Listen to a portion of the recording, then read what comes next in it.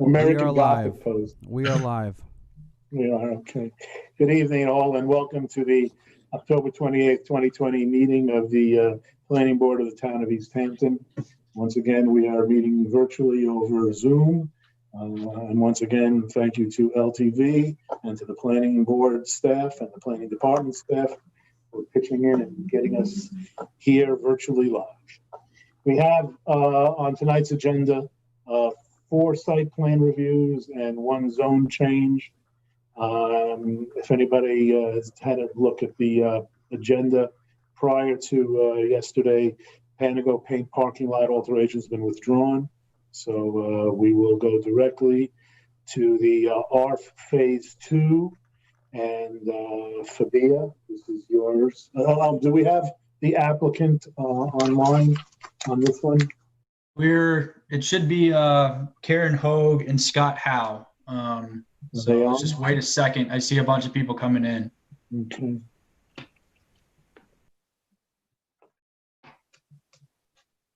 Make sure that, we have, there's Karen.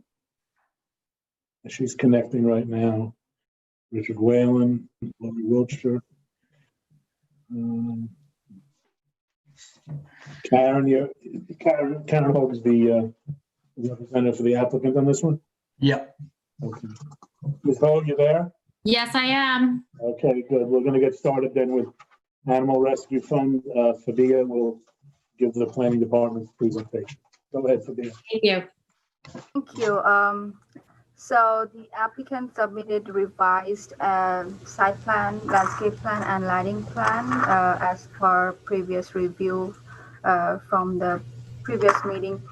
And also, just you might recall that the planning board agreed to relax the yard setback requirements on the basis that the adjoining properties is town-owned land associated with town of East Hampton's airport. Let me just share the screen. Okay. Can you see the survey on the screen? Yep, up there now. So with the revised site plan, the applicant just corrected proposed total coverage number, which is 90,742 square feet. In the previous site plan, the total proposed coverage was incorrectly calculated by including some areas from 2016 site plan. So it reduced from 92,383 square feet, which so this new proposed coverage is actually less than the granted coverage variance from the ZBA. So the applicant doesn't need to go to ZBA for new variance. Also, I should mention that in the memo, I wrote that the applicant is required to go to ZBA for modification, to request modification of the variances for clearing and this proposed coverage. But the town attorney has advised later, the memo was published, that they don't require to need to go back to ZBA as long as the number is at or below the variances granted from the ZBA. The applicant has also revised lighting plan by providing photometric plot, manufacturing sheets, and reduced lumen levels. So you can see that they provided photometric plot for each fixtures proposed, ranging from 0.1 foot candle to 2 foot candle. And they also replaced previously from area light to post lights with reduced lumen levels and full cutoff fixtures. So it appears that everything revised in the lighting plan complies with the town code and planning board's exterior lighting policy. In the landscaping plan, they replaced Pachysandra with Pennsylvania sedge, which is a native to Pine Barrens region. This project is also reviewed by ARB, and they find the project to be acceptable and is supportive of all the design elements and the project as a whole. The project is an unlisted action pursuant to SECRA and Chapter 128 of the Town Code. The Planning Board has declared lead agency for the project in the previous meeting. Therefore, the Planning Department has prepared the attached short EAF to no significant adverse impacts have been identified, and a negative declaration pursuant to SECRA and Chapter 128 of the Town Code is recommended. Also, the subject parcel requires referral to Suffolk County Planning Commission as it's situated within Suffolk County Pine Barrens region and 1 mile of East Hampton Town Airport property. So in conclusion, if the Planning Board finds the revision to be acceptable, they should review the attached EAF and make a secret declaration. Therefore, the project is complete and ready to be scheduled for a public hearing. Very well, thank you very much. Ms. Hogue, do you have anything you'd like to add? No, thank you, Fabia. Good evening, board members. I really don't have much to add. I mean, I hope board will see that this application is complete and that a public hearing can be scheduled. Jason, real quick, or Mike, sorry. I'm told Scott Howe is on the phone. Yes, I know he's on this application. I can unmute that caller right now. Please. Yeah. Thanks, Thomas. Yeah, no problem. Hi, thank you. I was caught off guard with the agenda, so I have nothing to add. Thanks very much. Okay, thank you for being here. Okay, Randy, this is yours. Randy? Yeah.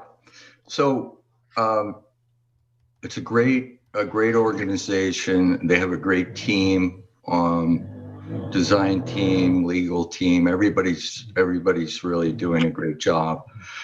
My only concern still is with appreciate that there's a Fuji Clean nitrogen reducing system, and Fabia sent me the spec on that, and so I have two concerns. One, on the survey, I don't see the alternative systems shown. I see a septic tank and 2 leaching pools. So I don't know that you've been to the health department yet, but I guess we usually want to see that the alternative system's going to fit.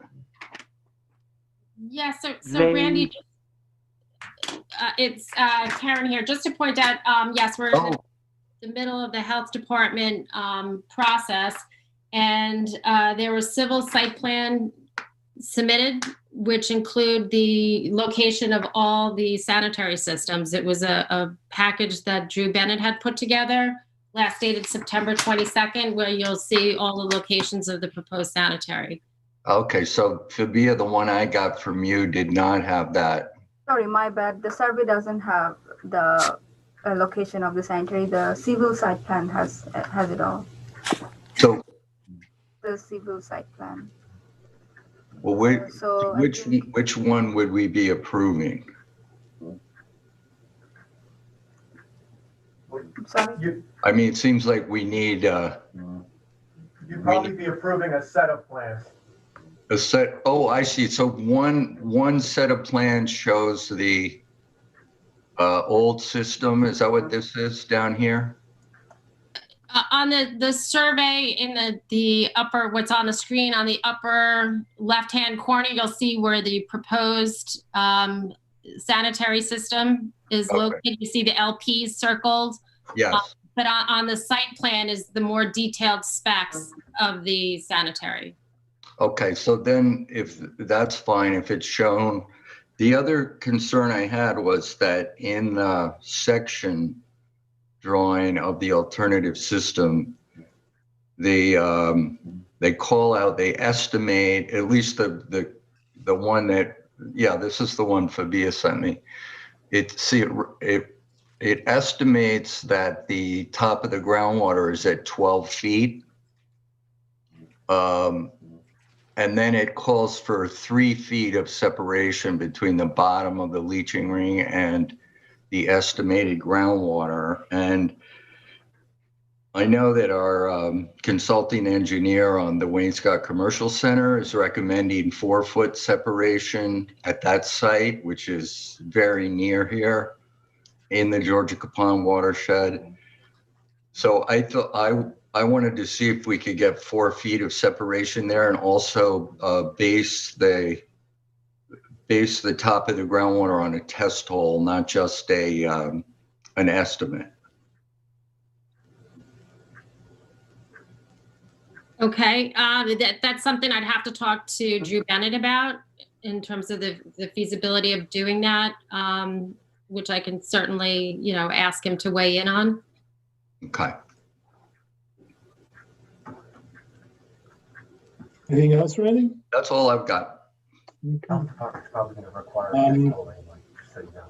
We, I don't know, we need to go around the table on this, because we're gonna read off the EAF, which, if you look on the last, or towards the end of the package on this one, the planning department has indicated no or small impact may occur with respect to all the matters. I think it's worth our while just for me to read off all 11 potential impacts, and then if anybody has anything they want to change, we can talk about those. It's probably the most effective way to go through this. So if no one objects. So the first one is, will the proposed action create a material conflict with an adopted land use plan or zoning regulations? And again, if anyone wants to chime in and say that it shouldn't be no or small impact, then please do. Otherwise, I'll keep going. Hearing none. 2, will the proposed action result in a change in the use or intensity of the use of the land? No one? Okay. 3, will the proposed action impair the character or quality of the existing community? No one? Will the proposed action have an impact on the environmental characteristics that caused the establishment of a critical environmental area?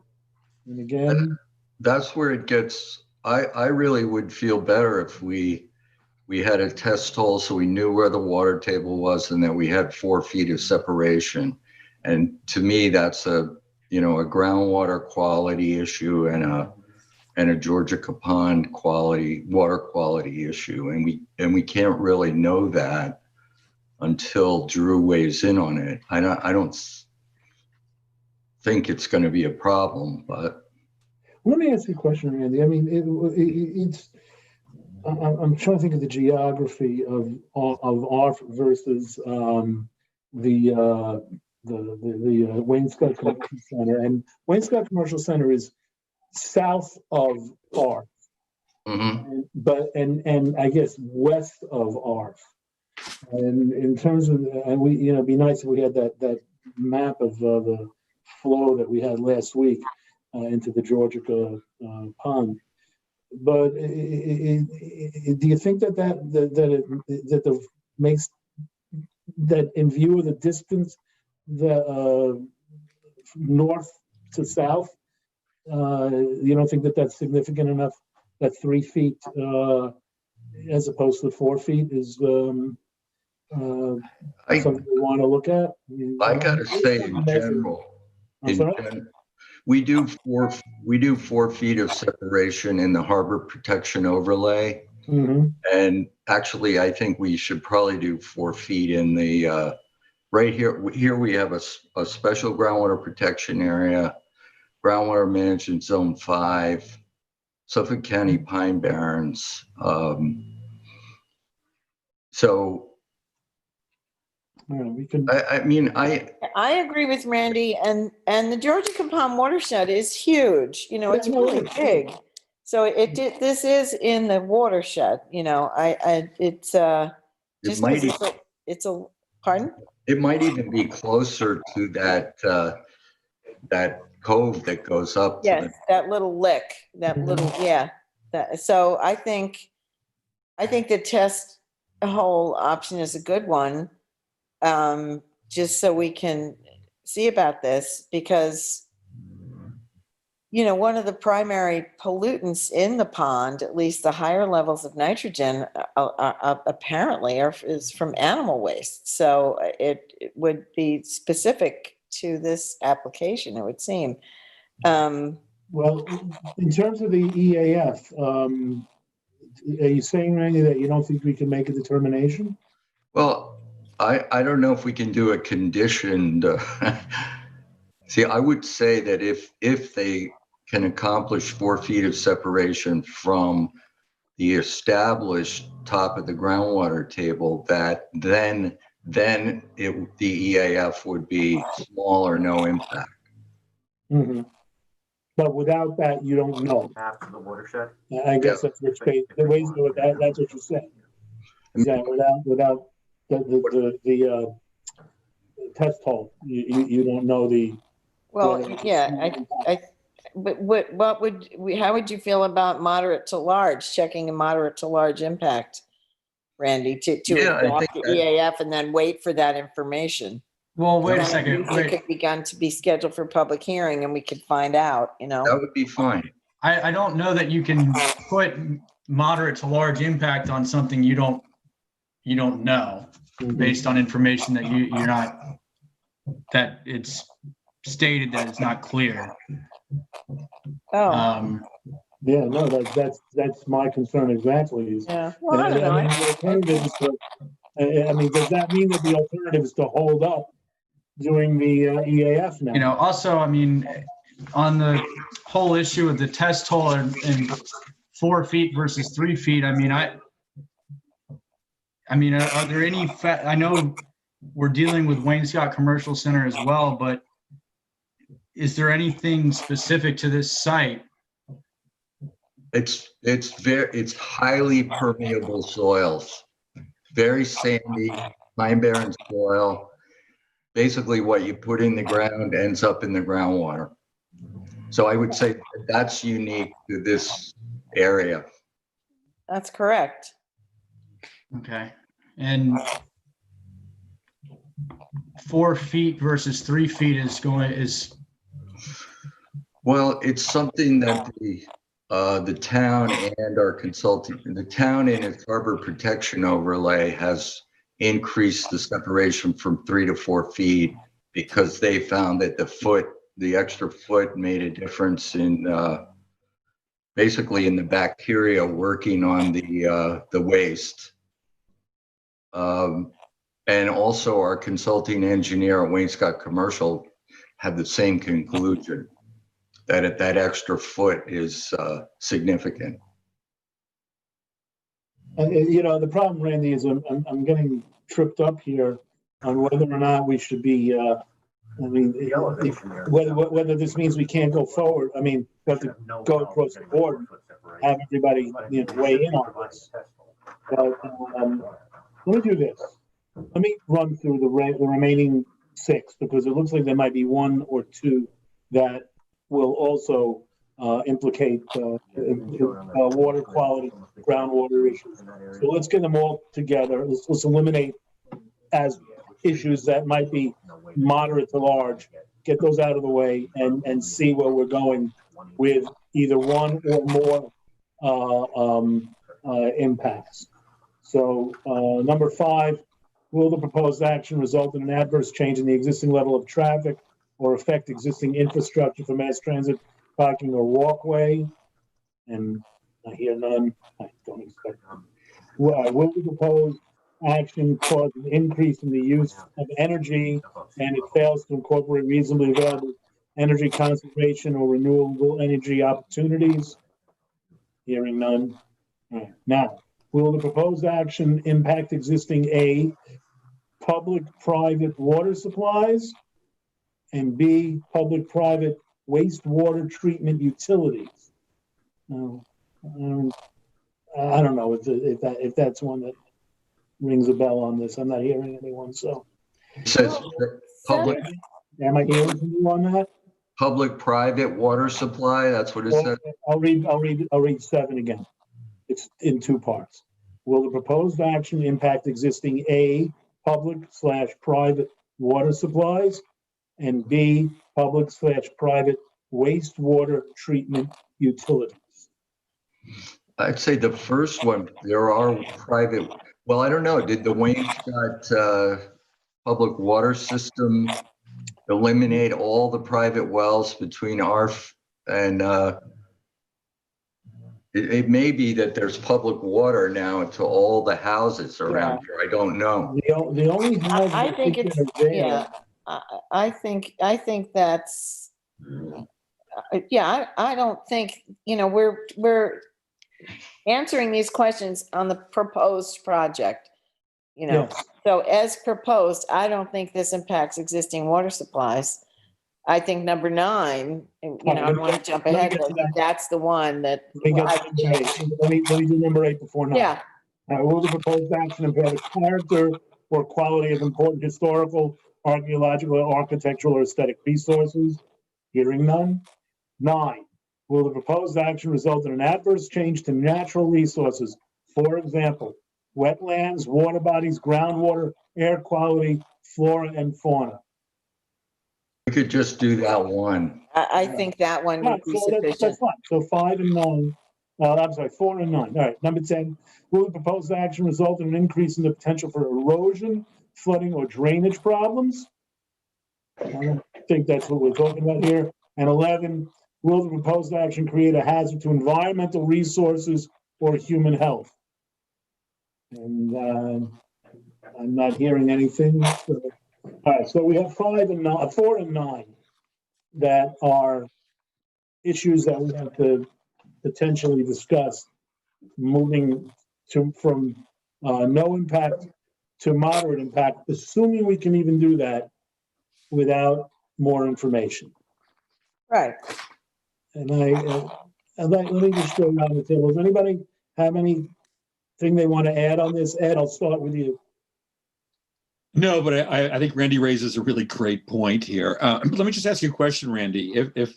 If we do a test bore, right, and we actually locate groundwater here, would the answers change if the water, if we're lower, the water table is lower than we think it might be?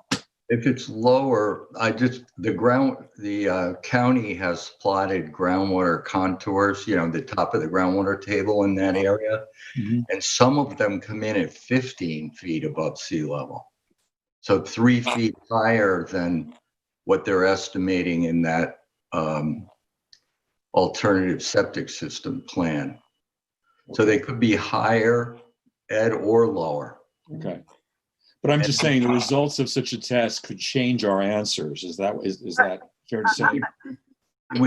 I just add that the county, I'm pretty sure, is going to require a test hole in that area in order to approve the sanitary system. So that's probably something the applicant's going to have to do anyway. Right. Oh, okay. If I could just point to the board's attention on the civil plans that were submitted from Drew Bennett, on the first page is the test hole information. Oh. If you notice, it would be on the first page where the test hole was last performed by McDonald Geoscience and water was encountered 22 feet below surface. It also notes that there were no surface waters within 300 feet and no wells within 150 feet of proposed and existing sanitary systems. Do you know where that test hole was, Karen? I believe It was also done 7 years ago. Yeah. It says it's noted. Where is it? Yeah, it should be noted It should be somewhere on the survey. on the survey. Oh, I see it. Probably in the. Sort of the bottom right. The black circle with the cross? Yep. It's at an elevation. It's actually at a That- higher elevation than where they're proposing. That test hole is very favorable to ARF because it says they found groundwater at, I think, what did it say, 10 feet above sea level? Elevation 10.2. Yeah, so that's shouldn't have any problem getting 4 feet of separation. That's good. I mean, that's Yeah. right. Yeah, Yes. Good call, Randy.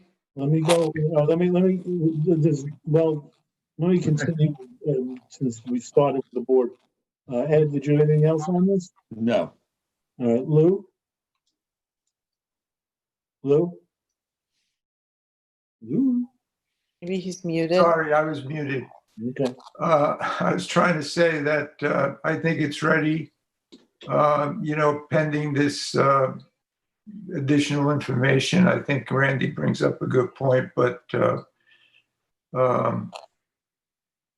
I think Joanne also made a good point that the Suffolk County, they're going to have to pass the Suffolk County test. So, yeah, it's just a piece of information that's out there that I think is important that we find out. But other than that, I think the application is fine, ready to go.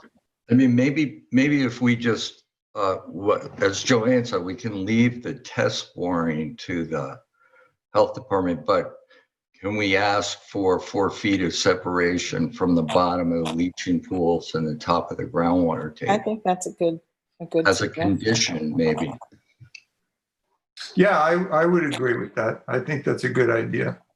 Yeah, the test hole says that the ground level is 28.5 feet, and the groundwater was found at 22 feet. 22.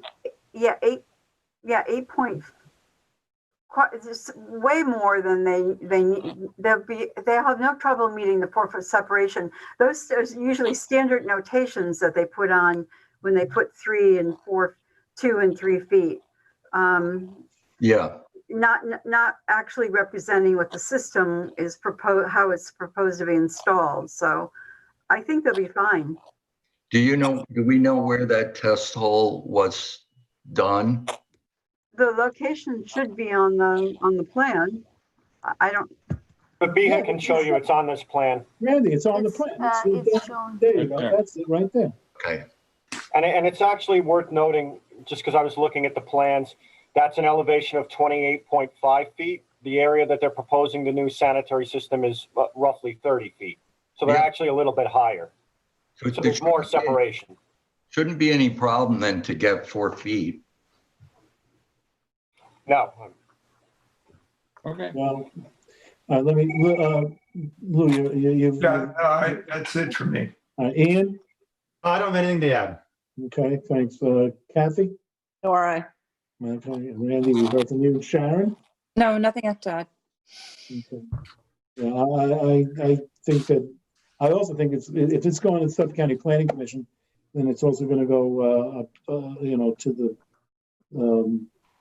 and the Suffolk County's health department, water department. I think we're fine with it. I really do. But Sam, just remember that the health department may only require 3 feet of separation.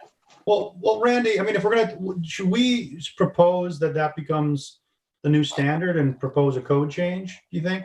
I think so. I mean, the health department doesn't require 4 feet of separation in our harbor protection district, but the town does. What are they trying? What about a water recharge overlay? No. I'm sorry, who said that? I did. Yeah. What is in WROZ? There is no provision about vertical separation. None whatsoever. Yeah, so I think it's a good suggestion that we ask for it, and I think also Ian is, makes a good recommendation that we should suggest that code change to the town board. The county health department does a good job and tries hard, but they also got us where we are today. Yeah, worth noting. Well, I think what we need to do though is we need to make a decision on this EAF. So,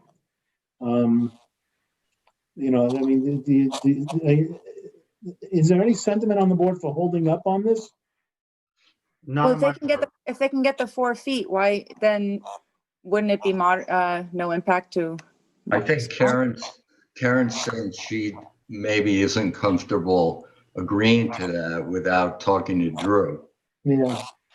Sam, I'm good to proceed with it as is. Yeah, I'm inclined to agree with that. Yeah. Now let me. All right, well, all right, well, let me ask this. I'm gonna put it to a vote on number 4 and number 9.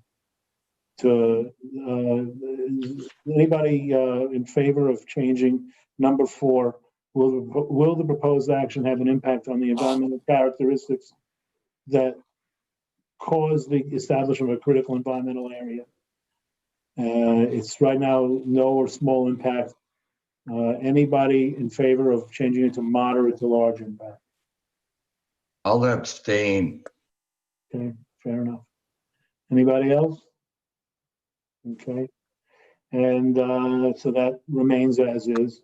And number 9, will the proposed action result in an adverse change to natural resources, for example, wetlands, water bodies, groundwater, air quality, flora, and fauna? Again, anybody wish to change that from no or small impact to moderate to large impact? I'll abstain. Randy abstains again. Okay. All right. In that case, the EAF remains as it is, and so we should make a secret declaration. Randy, you're the.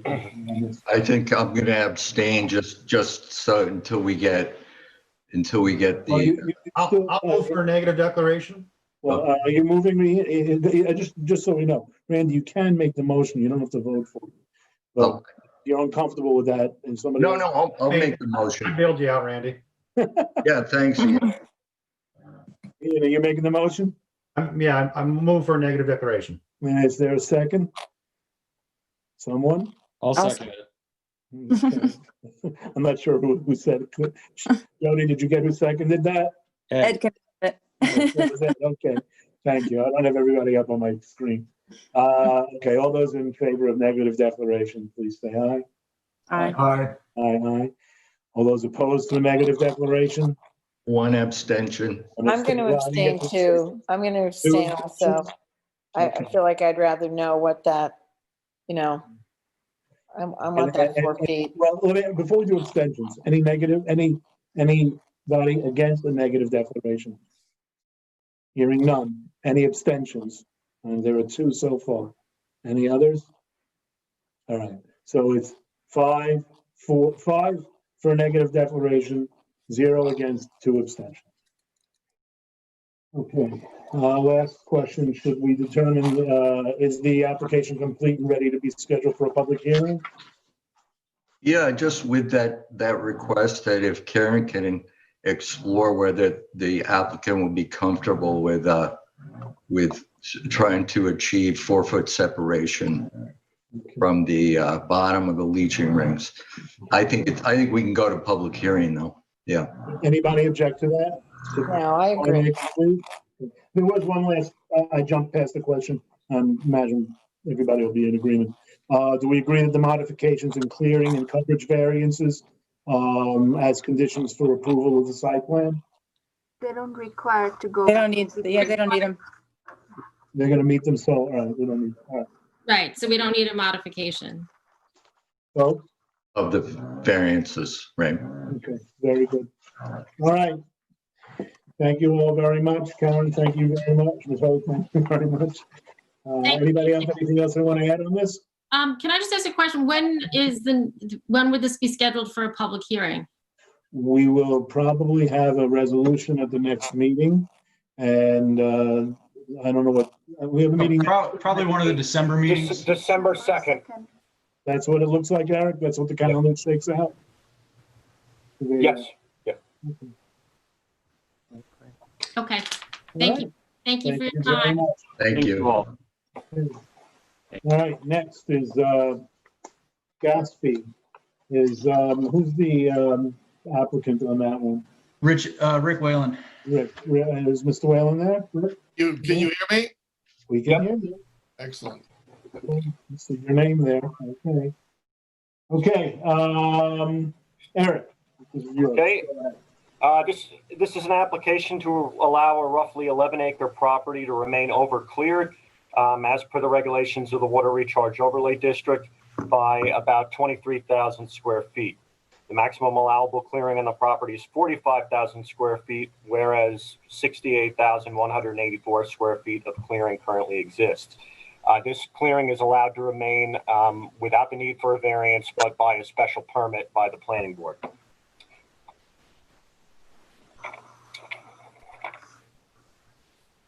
Just, Eric, sorry to interrupt you. Just real quick, Mike, are there any callers on the line? I'm told that Mr. Gaspy wanted to attend the meeting. Yes, there is a caller on the line, and I will unmute that caller right now. Continue. Hello, caller, are you there?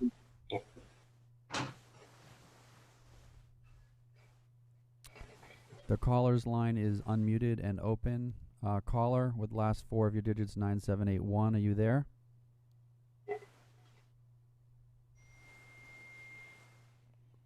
We can leave it open if you want.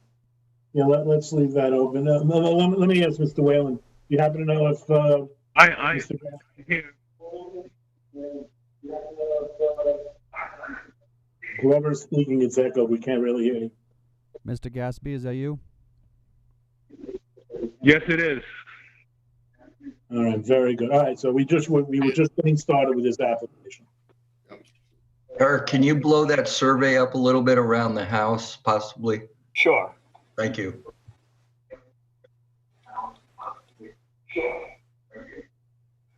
Okay. So with regard to the impacts of the excessive clearing, the applicants have submitted a water resources assessment prepared by Nelson, Pope, and Voorhees. This provides an evaluation of the potential impacts of clearing with respect to existing water resource conditions. The summary and conclusions find that the existing clearing of the site is not expected to result in any adverse long or short-term water quality impacts. This is based on site topography, soil, depth of groundwater, nitrogen discharge, and other reasons. The applicants have submitted analysis of clearing in the Northwest Woods. This analysis provides a list of properties in the area of the subject parcel, which would otherwise be eligible for the requested special permit for excessive clearing in water recharge overlay. This analysis states that 12 properties, including the subject property, would be eligible for the special permit, and that if the planning board were to grant all of these parcels such a permit, the resultant additional clearing would be 2.46 acres, whereas the total area of this analysis covers over 7,000 acres. This is 0.035% of the total area. The applicant submitted a memorandum of law regarding the special permit standards. We defer to the town attorney with regard to the content of that memorandum. We have provided the special and general special permit standards attached to our memo. As stated during our initial review, based upon the review of aerial photographs, as well as the clearing line in the survey, it does not appear that there are not areas that could be revegetated in order to bring the property into compliance. These include the areas just south of the residence, outside of this post and rail fence, that you can see with my cursor, or this area where, just to the, I guess it's the southwest of the tennis court, amongst others. The planning board stated at the time of the initial evaluation that the applicant should submit a revegetation plan which demonstrates the greatest possible compliance. We have not received the revegetation. We have not received the revegetation plan. Can you hear me? I feel like I cut off here. You can hear me? Okay, all right. All right, my playback is off. At the time of the initial review, the planning board stated that the town attorney would look into the possibility of conditioning an approval upon the requirement of revegetation at a later date based upon ownership, occupancy, or other factors. The applicants have not submitted any further information about this possibility. Additionally, you asked for information about herbicides, pesticides, and fertilizers, and you have not received information about this. We note in the memo that there were two similar applications, one which was actually on this property itself, which was the Bates Tennis Court. The idea was that the property, which was overcleared at the time at 50,500 square feet, whereas again 45,000 is the maximum allowable, that in order to put the tennis court in, an additional clearing would be allowed. However, a condition was that they revegetate the 1,500 square feet that was then going to be cleared, so there was no net increase in clearing. Again, that is this property, the subject property. A more recent, that was 95. A more recent approval from 2011 is the Barad special permit application, not on the subject property. This allowed for, at the time the parcel was vacant, and a request for 87,000 square feet of clearing was made. The applicants later reduced it to 81,000. Oh, I'm sorry. Thank you. I'm sorry. Wrong screen. I did that this afternoon too. So I'm going back. This blue survey here from, I think this is a wall survey. This is the Bates Tennis Court site plan with that special permit application. This again was the one that was on the subject property where they cleared 1,500 square feet, but then revegetated the equal amount. This is the Barad special permit that application that I was just speaking to. This parcel was zoned A3 residence and was able to be subdivided as a condition of approval in order to prevent further fragmentation of the woodlands, which is one of your special permit standards, which I'll direct you later to focus on. A large lot easement preventing further subdivision was granted by the applicants. Additionally, you can sort of see it here, but a clearing envelope was established, which is this checkered line. It didn't go right along the clearing edge. It didn't restrict clearing beyond what was granted by the planning board, but it basically centered the clearing on the property to prevent clearing off in the woodlands, and which would be further fragmentation of those woodlands. So we note in the memorandum that the property is able to be subdivided based on the yield. Upon further review, this is not the case. When this property was subdivided off, actually as part of a minor subdivision in the early 80s, an easement was granted over the property, which prohibits anything more than a single-family residence from being constructed on it, along with associated accessory structures, effectively preventing further subdivision. So I'll go back to the subject property and perhaps to the survey. So this property cannot be further subdivided. It has the yield for it, but there is a legal document over it that prevents that. Yeah. So to the extent, are you saying that to the extent that planning department had an issue with the application and because of the potential for subdivision, that's no longer an issue? Yes, yeah. It's not that we had an issue with it. It really is more that a highlighted point. Yeah. And I was going to make the point that if this property were to be subdivided, there are issues with getting a single 70% block of open space. The fact that if subdivided, you would actually have a net larger amount of clearing that could be allowed over this property. But those issues are essentially rendered moot by the fact that this has already been prevented from further subdivision. So I don't really want to go down the rabbit hole of those issues. However, we would still recommend that, just as was done with the Barad site plan, that a clearing envelope be established over the property. Again, this isn't something that would restrict them just to the existing clearing edge. It would be a reasonable depiction of an envelope around the existing development that could accommodate for the additional clearing that they're requesting, while still preventing other areas of, untouched, naturally occurring pine barrens, woodlands, which exist on this property from being cleared. The clearing on a property, unless you have a clearing envelope, is restricted to percentage. So just as with the Bates Tennis Court application, you could clear some native woodland and then revegetate back, and you would, in theory, be in compliance.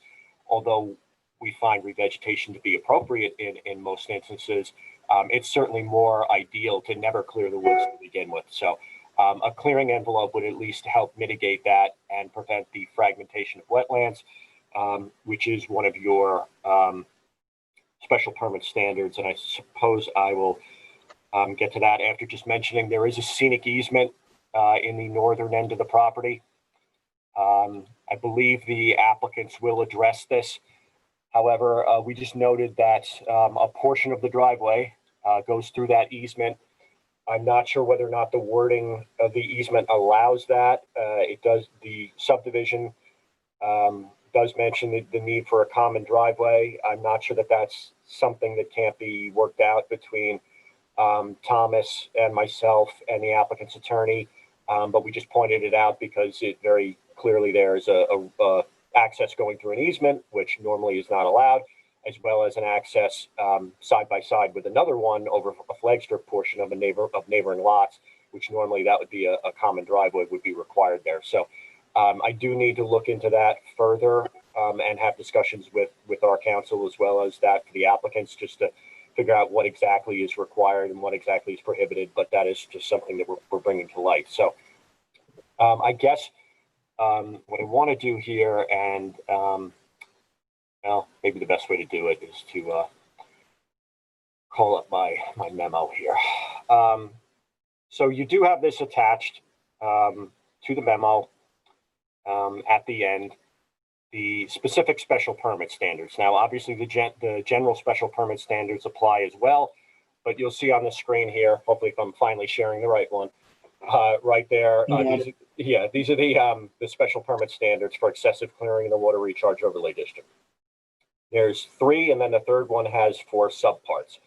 First says lot area exclusive of any flag strip must exceed 300,000 square feet. They meet that. The second is that no greater than 15% of the lot area may be cleared. They meet that. They're proposing just below it at 14% change. The third standard is a little bit more discretionary, just in terms of the fact that it's not pure numbers.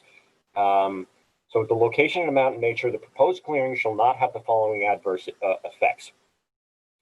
Endangerment of the town's underground drinking water supply or of wetlands, including surface waters adjacent to or downgrading from the proposed clearing. There are no wetlands within, I believe, about a half mile of this location, maybe a little bit less, but certainly not in the immediate vicinity.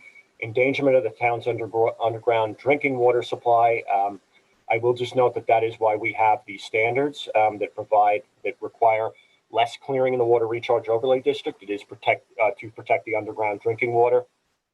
However, that essentially was the point of the analysis of clearing submitted by the applicants, as well as the water resources assessment, to identify that in the grand scheme of things, as far as granting the special permit in the water recharge overlay district, there aren't very many properties that this applies to, and that the clearing that they're proposing, which is just about a half an acre over what they would otherwise be allowed, is not going to propose a adverse impact to the drinking water supply. I believe that well, I'm going to skip B just for now and go to C, destruction of vegetation, which is rare or unusual. Now, obviously, we want to protect woodlands of this type as much as possible. It's pine barrens habitat, although it's mostly mixed deciduous, oaks and huckleberry. But it's not a habitat type which has been identified as uniquely unusual or rare within the town.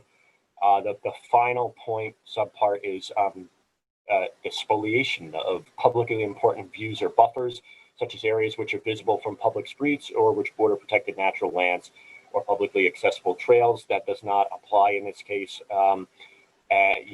This property and the clearing that they're proposing is set back I believe about 500 feet, 400 feet in from 2 holes of water road. So just going back to part B, on degradation of important wildlife habitat, for example, by fragmenting a large intact forest block.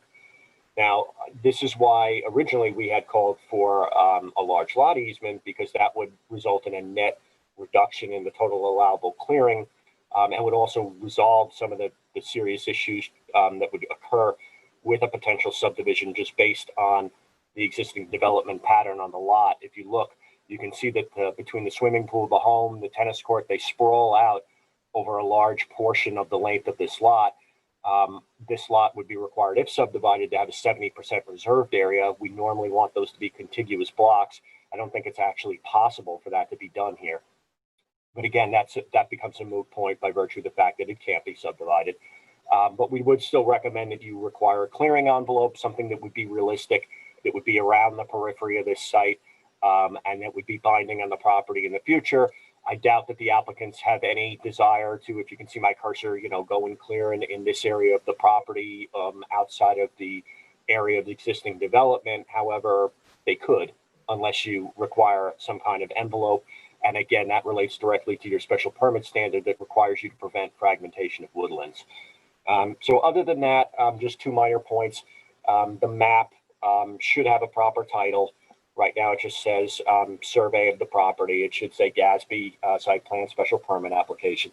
And then also, this does qualify as a minor site plan, but the board is reminded that at the time of the initial review, you did request you did require that a public hearing would be held. So if in conclusion, the board should discuss those issues and determine what additional information is required at this time.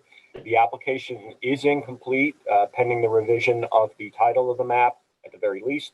Also, provided the board does agree that the clearing envelopes are necessary mitigation for the granting of the special permit, those should be added to the map and discussed by this board once they are. So those are really the two outs, and I should say we need to discuss the issue of the scenic easement and the access. But those are the outstanding issues at this time, and I will leave this to the applicants to address those points. I have a question, Eric, just on the envelope. That went to points A and points B on subparagraph 3, correct? Well, more towards point B. Okay. It wouldn't be, the direct link you could make with part A, which again is that there's not going to be I'm in the wrong thing here, but no, the window popped up. Yeah. Oh, that's right. That's why I wasn't on the website. 3A and B. Yeah. A is more about the endangerment of the underground drinking water supply. And that we would really make more of a connection between the amount of clearing that's proposed. In other words, well, not the fact that, it's sort of the opposite way. The fact that there isn't natural woodlands that would facilitate the recharge of stormwater, that is a little bit more difficult of an argument to make, given the fact that they're requesting a half an acre essentially of additional clearing. And, they did submit supporting documentation showing that, I think the planning board discussed the issue of, as they put it in here, death by 1,000 cuts of if you grant this special permit for this lot, then you got to grant for the next one and the next one and the next one. I did check their figures with our town GIS, and I believe that they are accurate. They're basically saying that 2.5, 2.5 acres out of a potential 7,000 acres within the water recharge overlay district would of additional clearing would be allowed if you grant this special permit for every other lot for where it would apply. So I would concede that that is a minor impact on the overall area of the water recharge overlay district. Again, they are capped. Those standards, as you can see right in front of you, point 2 is that they can't be greater than 15%. They're basically right up against that. So there's not much more clearing that they could do on this lot, although that actually is something I should have mentioned. And a question you might want to ask the applicants is because right now they are applying for, let me just get the right number here. Well, maybe they can clarify it a little bit more, but I believe they're asking for something that's 14.4% or thereabout. Although I don't want to hold the board up. I'll figure this out here, and maybe the applicants know exactly. No, I'm sorry, it would be on the survey here, I believe.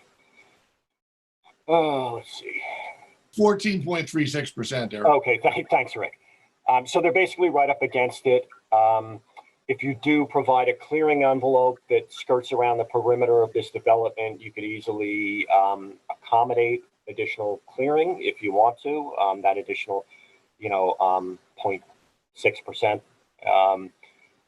So that's something to discuss with the applicants. And in other words, are you going to get another special permit request if they want to clear that additional, small area of land, which it is relatively small. But so I'm rambling with your original question, which was that the envelopes applied to A and B. Yeah, Okay. it more so that's my rambling answer about A.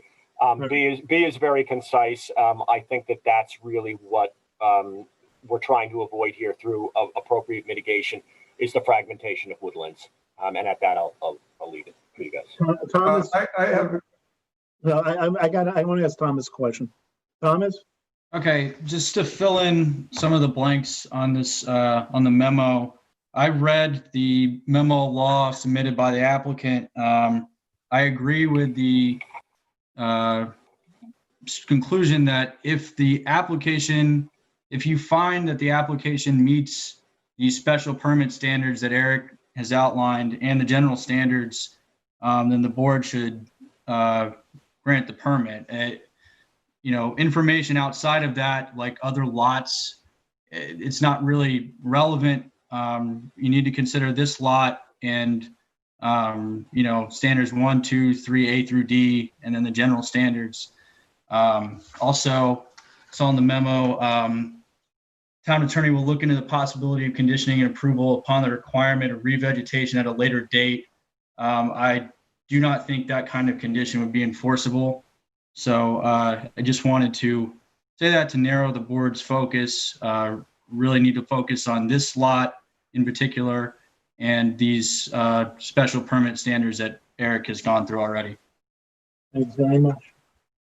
Okay. can I ask a question of Eric? Just a quick question. Yeah, that's Eric, you mentioned in your the reading of your report that if we were to agree to an envelope restricting the developed area, if we didn't agree to that, if that didn't exist, they could develop that wooded area further up on the property. How is that possible if they're already at a maximum clearance? Well, if you're granting the special permit without that as mitigation, limiting the location of where the clearing can occur, then they can, in theory, put it anywhere. Technically, any property owner, regardless of where they are in town, the clearing is capped at a percentage, unless you have another instance such as wetlands where you need a variance to clear within 50 feet. That's not the case here, or something else unique. The percentage is capped. The clearing is capped at a percentage. So what I'm saying is, yes, they're overcleared now and they need your approval of the special permit. But if you do grant the special permit and you don't limit the location where the clearing can occur, in theory, they could revegetate a certain area that's already cleared and then clear something in the middle. Oh, okay. Now, I don't think that's likely, but it is something that in theory could occur, and it would be further fragmentation of the woodlands, which you're charged with. I understand. Thank you. Thank you, Lou. Thanks. That was a kind of quick question we can deal with. Rick, go ahead. After Rick, then this is Ian's. So then Ian will present and then we'll have more detailed questions. So, hey, Waylon, you're on. All right. Thank you. Okay. Good evening. Hello to everyone. Richard Whalen here representing Dan Gasby. I think Dan is on the phone. So first of all, what the applicant is seeking to do is the applicant is looking for a special permit to basically allow him to retain the existing cleared area that's on the property. And we're really talking about, at least in the permanent sense, we're talking about the area that's either improved by structures or that is open lawn area. And I emphasize that, I'll come back to that later, because there is some of the clearing on the property, and a fairly significant portion of it is actually wooded. It's in that, when you're looking at the survey right there, so you're kind of your south, your lower right, doesn't show as clearly in the aerial, but outside that fence, there's a oddly, bring the cursor down, lower right, lower right. Oh yeah, right there. That's a wooded area, which is a fenced in dog run. That's included in clearing because all the underbrush is pretty much gone. Dan has some pretty big dogs. And so that dog run area is denuded of vegetation at the understory level, but all the trees are there. And that is something that we would be willing to allow, at least on resale of the property, we'd allow that to be to go back to its natural state. And so we would not be seeking a permanent right. First of all, we're not asking for the right to clear the trees there. and we're not asking for the right to permanent clearing there. And that's over 10,000 square feet. So that's a pretty important consideration. You'll learn that actually of the total clearing on the property right now, less than half of what is less than, how do I describe this? Less than half of the difference between what is legally allowed and what we have right now is something that we want to retain. I'll try to explain that more clearly as I go along. Let me just make a couple of notes at the outset, just can answer some questions that Eric had raised. First of all, the property is 10.9 acres in size. It was the result of a 1981 subdivision waiver that created 4 lots. There are 3 lots to the southwest of us that were produced in the same subdivision. And those, I think, are, Eric may be able to show it there. So to your lower left, those 3 lots, and they all have houses to the southwest of our property. They're, I think, 2.75 acres, 2.75 acres, and 3.5 acres in size. So even those lots were fairly large. But this one was a very big lot, 10.9 acres. This does have a large lot scenic easement on it, so it cannot be subdivided. And Eric pointed that out. When you go back up to 2 Holes of Water Road, there is a 100-foot deep scenic easement along 2 Holes of Water Road. That scenic easement does have provision for the common driveway to pass through it. I'll provide that documentation to the board and to Eric. I can just tell you off the top of my head here, I've written it down. The large lot easement is a document filed in Library 9212, page 37. And the scenic easement on 2 Holes of Water Road, which does make provision for the driveway, and you can see the driveway right there coming in from 2 Holes of Water Road. That's the common driveway serving all 4 parcels. That is filed in Library 9212, page 31. All the things that Eric asked about, we have documentation to back it up. The background of this excess clearing special permit. So when the town board enacted the special permit, when enacted the water recharge overlay district regulations, it put a nominal cap of 45,000 square feet of clearing on all lots in the water recharge overlay district, regardless of lot size. So the town board evidently realized or recognized that could be a bit unfair for people with very large lots. If they were subdividable lots, it would really kind of encourage them to subdivide them because they could only clear and effectively use about an acre of land.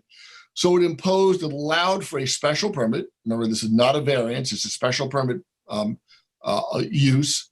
It allowed for a special permit whereby if the applicant met certain standards, they could get a special permit from the planning board that would allow them to clear beyond 45,000 square feet. There are still very strict restrictions involved in the special permit. Number 1, it only applies to lots that are 300,000 square feet or more in size. That's about 6.9 acres. So if you're less than 6.9 acres in size, you're not even eligible for the special permit. As demonstrated by the document that we submitted and which Eric referred to, in the entire Northwest Water Recharge Overlay District, the Groundwater Recharge Overlay District, which goes all the way from the Southampton town line, clear across Route 114, and eastward almost to Springy Banks Road. That's an area of over 7,000 acres, 7,013 acres. And in that Water Recharge Overlay District there, we only identified 12 lots that were even potentially, including our own, that were potentially eligible for the permit. And some of those lots are so close to the break-even point that even if they applied for it, they'd only get a few thousand square feet. But in theory, if everyone if all 12 of those lots came before the planning board and got maximum clearing allowed, I'll come back to that, that's 15%, which even we're not seeking, the total amount of additional clearing in this 7,000 acre area would be 2.46 acres. So that brings me to one of the other limitations in this excess clearing special permit. Even if we get the special permit, we would be limited to, and even if we sought the maximum, the planning board can only allow up to 15% clearing. What we're proposing is 14.36% clearing, and I'm going to give you the clearing numbers in a moment, but effectively we're proposing less than that because of the dog run area. So let me run through some numbers here. The nominal allowance for maximum allowance on a lot in general in the Water Recharge Overlay District is 45,000 square feet, if your lot is big enough. This lot started actually, and this probably happened before 1984, Eric referred to the Bates special permit back in 1995. The Bates came in for a temporary clearing special permit to clear about 1,500 square feet in connection with the tennis court that's on the property right now. They already had, before they came in, 50,500 square feet of clearing. So they apparently had legally predated the 45,000 square foot limit. So our starting point on the property is actually 50,500 square feet. That's what the Bates had, and that's what the Bates had after they did their tennis court construction and their revegetation. So the allowance on this property is actually 50,500 square feet. We're proposing 68,184 square feet. That's 14.36%. If you take the treed dog run area, and what we would propose to do is, we'd like to keep using it as Dan is using it right now, but when he sells the property, that area, we would just say, let it revegetate naturally. It's just a ground cover. That area, the figures I have from Saskis, that's 10,738 square feet. It's a pretty large area. It's all wooded right now. So if you allow the undercover, the ground cover to come back in there, then the total amount of clearing that we're ultimately asking for, permanent clearing, is 57,446 square feet. That's 12.2% of the property. And that is only a little less than 7,000 square feet more than we legally have right now, which is the 50,500 square foot number that the Bates had. So in effect, when you really boil it down to it, and assuming that you go along with the tree, and no reason for you not to, but as long as that dog run area eventually goes back to a completely natural state and the ground cover comes back in, then we're actually asking to clear permanently only 6,946 square feet more than we could legally clear right now, and that's less than 1.5% of the lot area. So those are the numbers, and if I can produce them and I can give them to you either we'll show them on a revised survey or we'll put them in a letter.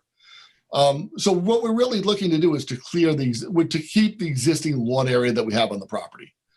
To deal with the special permit standards, Eric did a very good, thorough job. The special permit standard, just to recap those, there shall be no fragmentation of a large forest block. Well, you can kind of see this in the aerial photograph, and if Eric were to draw it a little bit further, there really isn't a large forest block in this part of Northwest Woods. You kind of see a lot to the southeast there that's still vacant. That'll have a house someday. We are agreeable. Eric did make a good point that if you allowed a percentage of clearing on the property, theoretically a future owner could move that around. That's obviously that is not our intent. So we would agree to establish a clearing envelope area, probably very close to what we have right now, but that all clearing within the clearing allowance would have to occur within that area. So for example, the northern half of the lot, which is all wooded, we're perfectly okay with having the provision that it says that area can never be cleared. So the conditions, again, the special permit conditions, there can't be a fragmentation of a large forest block. We don't think that applies here. There can be no destruction of rare or unusual vegetation. There's no rare or unusual vegetation really on the property. Pine barrens vegetation is fairly common throughout. It's actually very common throughout the town's water recharge overlay district areas. There's no despoilation of public views or buffers. The cleared area is well away from 2 Holes of Water Road. There are no trails in the vicinity. Nobody but the landowner and the immediately adjoining property owners can actually see the clearing. And finally, the last condition, which is the most important one, and I want to emphasize the language in it, it says that the special permit shall not cause endangerment. You have to not allow the project shall not endanger drinking water supply or surface waters adjacent to or down gradient of the property. We have the Nelson Pope and Voorhees report, which I think demonstrates scientifically that the amount of nitrogen recharge and any other pollutants recharged from this clearing is minimal, both on the property and as in proportion to the larger area. The nearest actual natural wetland, and we don't know that it's necessarily down gradient from us, is 2 Holes of Water. to the north on Two Hills of Water Road. That's approximately 4,200 feet away, or nearly a mile away. There are no nearer wetlands, no nearer surface waters, and we certainly don't think that this project, the additional 7,000 square feet of clearing, will endanger the town's drinking water supply. So the bottom line is we're confident that we meet the special permit standards, and we're going to ask for a special permit to allow what we have, subject to that important proviso that we would be willing to see the dog run area ultimately be revegetated by allowing the understory to naturally revegetate, preferably upon sale of the property. Rick, just let me ask you, how would you lock that in, that last point? You could put we'd agree to some sort of a covenant that, you'd make it a condition of your approval, and we would have a covenant so that a future buyer of the property would know that the area, the door, we'll designate it on a map, that area cannot be cleared, and the understory cannot be, you can't maintain the cleared understory. So that has to completely revegetate to a natural state. Okay, but I'm just the mechanism, but. Yeah, it definitely can be done. All right, very good. All right, Ian, thank you. Ian, it's yours. Yeah, well, wow, that was very thorough. Thank you, Eric. Thank you, Rick. Look, this is a special permit application. I think that, special permits obviously have more stringent standards because they're important. But I do think, to Rick's point, Eric's point, and Thomas's point, if the application meets those standards, it's not a discretionary thing. It's different than a variance in that we're not deciding to grant extra leniency. It's actually built into the code. Quite simply, I think that they meet the standards there, especially considering the applicant's offering the clearing envelope. I had the same question that Sam had in terms of the mechanism for that dog run to be revegetated. But if the applicant's offering it and, planning staff and our legal staff come up with a way to have a covenant that's effective, I certainly don't object to that. Most of my comments, frankly, were going to be about, making sure that if we did grant this and later it was subdivided, they didn't get more clearing by us granting this and protections we had put into place in that case. But honestly, there's no need to go into which, what would have been, I had quite a few ideas on that, but it seems very unnecessary. So, again, special permit, strict standards, I think they meet them, and I support the application. Well, I guess two housekeeping things. Rick, maybe this isn't housekeeping. In terms of the access, it looked like the driveway might not go over where it's supposed to. I know you said that it does. You have documentation. I would just ask if the planning department, agrees that where the driveway is where it's allowed to be. And then also the clearing on the northern part of the driveway, making sure that's included. Frankly, I don't think it's going to change the numbers anyway, but I do want to make sure that the numbers are there and the planning department agrees. Well, Ian and I have answers for you in both of those things. So the driveway does stray slightly outside the actual right-of-way, and you can see that on the survey. That's what I'm looking at, yeah. Yeah, the right-of-way, they kind of did it with straight lines, and the driveway obviously is curved. I don't know whether, I don't know what to suggest to do about that. I mean, the driveway's there. Does everyone take access to all the other lots? Yeah, all four they lots. all go in that kind of hook. Right, that's right. So, all right, so then that's. And you can see they run down the flag strips to the east or southeast of our property. Yeah, but it's not like your client has one driveway and the other three or an access off of Two Holes. Right, no, the three have a different access. They all share the same road until they branch. As you hit each lot, not the bus, they all branch off of it. Right, as they go to their own house. I don't know this for sure, and as we're doing the research and the applicants are submitting the documentation to show whether or not that's okay, but I suspect that perhaps because where all those driveways would come out, there is a slight bend in the road here, that there might have been some discussion during the minor subdivision process to relocate that point further to the north, but I'm just throwing it out there. I don't know that for sure, but I'll look into it because sometimes when you do have, this isn't a very extreme bend, but sometimes when you have common driveways coming out in a bend in the road, there is a recommendation to move it to another location so that you don't have that potential traffic hazard. That might have been what happened, because it does look from the documentation that the driveway was intended or planned to go through a corner of the subject property.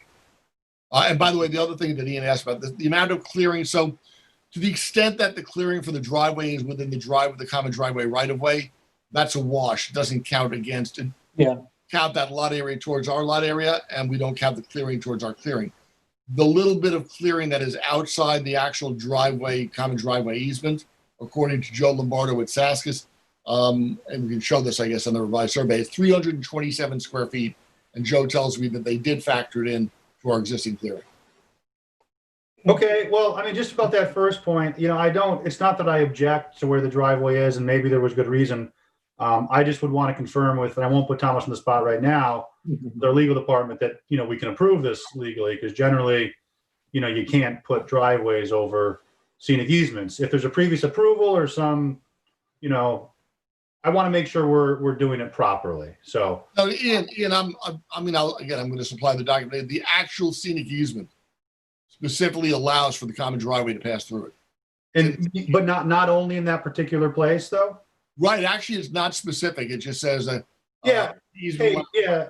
Rick. I support the application. I just, that stood out as something that, as a non-attorney, I want to make sure that we confirm with our staff that, the justification made sense, that it wasn't a good place by the bend in the road. And I'm sure that'll all pan out. I just want to confirm it before we proceed. But I don't anticipate any problems based on what you're saying. And your other explanation about the coverage being counted makes sense, and clearly it's a small amount anyway. So I remain supportive of the application. Great. Thank you, Ian. Let me go around the table on this and give everybody a chance. Ed, you have anything you want to add on this? No, I just wanted to say that, as much as, I think many of us always hate to see, well, first of all, there are not that many properties of this size, in town, right? So it always feels to me, my kind of, bias is always, let's not chip away at this kind of thing. I'm happy that the property is not subdividable. That certainly helps. But, my personal opinion about this is sort of irrelevant in this case, because as Ian said, this feels to me like in this case, the special permit standards are met, right? I think that if a mechanism can be found, as you suggested, that the dog run area can be kind of returned and left to revegetate on its own upon the sale of the property, that goes a long way. And I would definitely support the idea of creating a clearing envelope. But I'm supportive of the application. Okay, thank you. Lou. Yeah, I think Ed probably just recited what I was going to say verbatim. I think it's important that we have that clearing envelope and have a covenant specifying that dog run area in the future will be allowed to vegetate. So I'm in support of the application. Thank you, Lou. Kathy? I don't have too much to add. I do feel that the clearing envelope needs to be added. I would just also ask that and I know Rick Whalen will provide this, but the file should contain the easement language, as Ian mentioned, that permits the driveway to go through it, because it is uncommon. I go by this all the time, and I suspect that the reason it was put where it was is because there's a little bend in the road there, and it makes better sense coming out where it is in terms of access. But it's without that documentation, it would leave, if this application came up again, the same question will be asked. So I would like to see that in there. And I think clearing does need to be limited. I would just suggest that a re-veg plan of some, or native plantings be proposed, because I live not far from here. There are a lot of deer in this area, and we've had a lot more invasive species revegetate. I have garlic mustard all over my yard because there are deer here all the time, and that's not necessarily a desirable plant for the low growth bush. So I think, you know, there's a lot of blueberry here and that kind of thing. So I would just propose that something along those lines might better serve the purposes of the water recharge that we're looking for in this area. But that's the only other, but it does, I do also agree that it meets the criteria for the special permit. Okay. Randy? So question. So it's, Rick, is the property for sale now? Not at the moment. No, it's not for sale. Okay. And I just wondering, are you part of what you're doing, trying to get a CO on the? Yeah, Dan hasn't specifically mentioned a CFO, but we have a violation, so we would like to, get it taken care of. Okay. And I have a question about near the tennis court, there's I can't tell what it is. There's sort of a pile of boxes or something. Yeah, that's not there today, Randy. I think that's because of the date of that photograph. Oh, okay. So then I'm wondering, what is that area? Is that area being cleared like that important? I mean, what is the purpose of that? To provide access to the tennis court, right? Well, it's one area. I mean, the aerial that you have up there is not, that's not reflective of the current survey that was done before all the clearing had been completed. So, I don't know the date of that area, but that's not current. 2018. All right, so probably later that year it must have been cleared.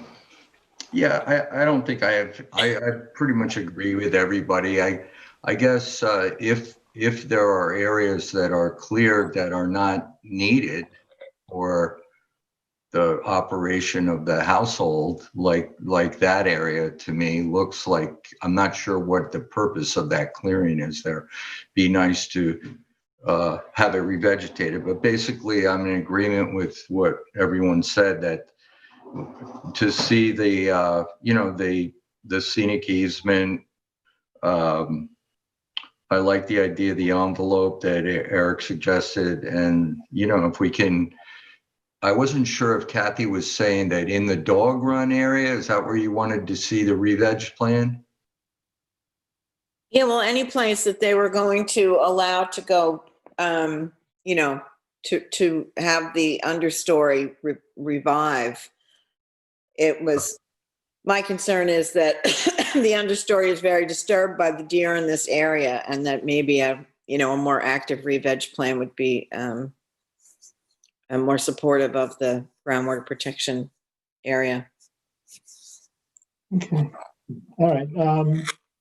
Anything else, Randy? Nope. Okay. Sharon? Nope, I think everything's been discussed, and I agree with, the conditions that they're offering, and it meets the standards, so nothing to add. Okay, I'm with you on that. The only I think I would add is, I'm glad for the envelope. I'm glad for the revegetation. I would like to see that specified as, I like to know the legal mechanism we're going to use, just to know going in that's, how that's going to go.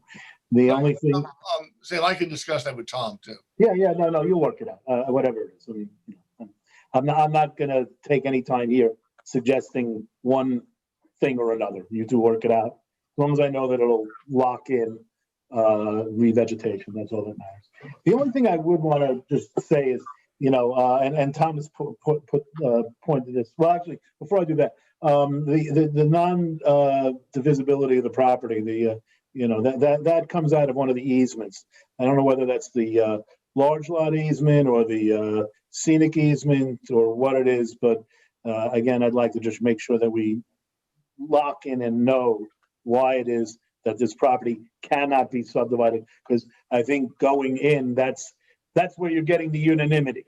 If there was any chance that this property could be subdivided, I don't think you'd be hearing everybody being so sanguine about this. So I want to just, as long as our law department is fine with it, and as long as we know that it's, it's locked in and it runs with the land, then I'm not too concerned. The only thing I wanted to just raise is I'm loath to give, to lose any groundwater, a recharge overlay. And I recognize, looking at the standards, the only thing we really could talk about is 3A and B. Those are the ones that are really going to make a difference here. And I just want to say, I'm in favor of the application, but I don't want it to be seen that I buy into the argument that this 2.46 acres represents, 0.035% of the 7,013 acres of water recharge in the northwest, or from 114 to wherever it is, Hans Creek. I just that's an argument that I don't think it's a valid argument. But that aside, I'm just making a record on that, and we're moving on to the next application. I agree with you, Sam. I do too. Could we specify, Sam? Because we spent a lot of time on this. All right. One question. Can we specify the area that we're talking about allowing to re-veg? Can we show that? That's what's going to be worked out. Sure. Yeah, that'll be worked out between Tom and Rick. They're gonna. And it'll be shown on the approved survey, or? I would think, yeah. I think that's something we would want to show, yeah. Yeah. Okay. Yeah. I mean, it's already. We can see it on one of the on the survey already. So right. They just have to, memorialize it. We make it clear that that's the area to be revegetated. Yeah. No, we all know that's what we're talking about. All right. Should the applicant submit a revegetation plan which demonstrates the greatest possible compliance with the water recharge overlay district? And I don't hear anybody saying no to that. Should the applicant? I think we're waiving that. Yeah, they're not required to do that. You're right. It's. I was jumping into the dog run thing in my mind. All right. So, am I skipping that question completely? Tom? Yeah, I would skip that question completely. All right. Should the applicant address how pesticide, herbicide, fertilizer use, and irrigation will be mitigated on the property? We didn't cover that. Thomas? I mean, is that question relevant to one of the special permit standards? Well, it would have been to A, I suppose, 3A. But if we can get a limitation on fertilizer, pesticide, herbicide, and irrigation, I see their well is right there. So it's kind of in their own interest not to contaminate their own well. Mm-hmm. I can talk to my client about fertilizer, limitations on fertilization or pesticide use. I think we're going to want to be able. It's got irrigation, and we're up in Northwest Woods. The subsoil is pretty dry. I don't think we're going to want to have limitations on irrigation. Yeah, no, I mean, we're not that far beyond what we are allowed to have anyway, and we could irrigate everything we're allowed to have up to 50,500 square feet anyway. So, why don't you and Eric work on something with that? Okay. All right, Rick. Yep. Okay. All right. Does the board feel the large lot easement? All right. This was sort of the question I was asking, but it's been addressed. Does the board feel a large lot scenic easement preventing future subdivision of the property in order to reduce fragmentation should be required? And again, that's been nullified, but I would like just to clarify that we're talking about the correct easement that applies. Should a clearing envelope be established on the site plan? I think we all agreed to that. Should the applicants demonstrate that access through the scenic easement is allowed? You're going to work on that. Should the applicant address whether or not the northern portion of the driveway has been counted toward existing clearing? I think that's part and parcel of the previous question. And should the proper application title be added to the map? And I don't think anyone's going to say no to that, not even the applicant. So with that, we will move on. Unless someone has anything they want to add on this? Hearing none. Thank you, everybody. Thank you. Thank you, Thanks, Evan. Rick. Thank you, Mr. Whalen, and thank you, Ian. Okay, next is 74 Queens Lane, site plan special permit. Marco. That's, who is the, Jeffrey Fryreich is the applicant on that. It's actually me again, Jeff. I'm standing in for Jeffrey, Rick Whalen. Okay. Okay. Marco, you're on. Yep, just give me a second and just getting the plans.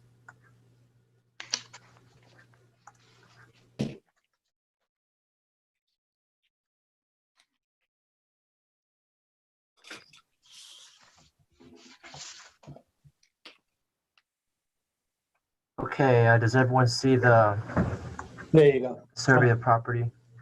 It's up. Yep. Okay.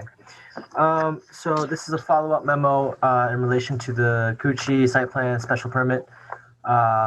Items received were a narrative and a letter to the planning board and a land survey.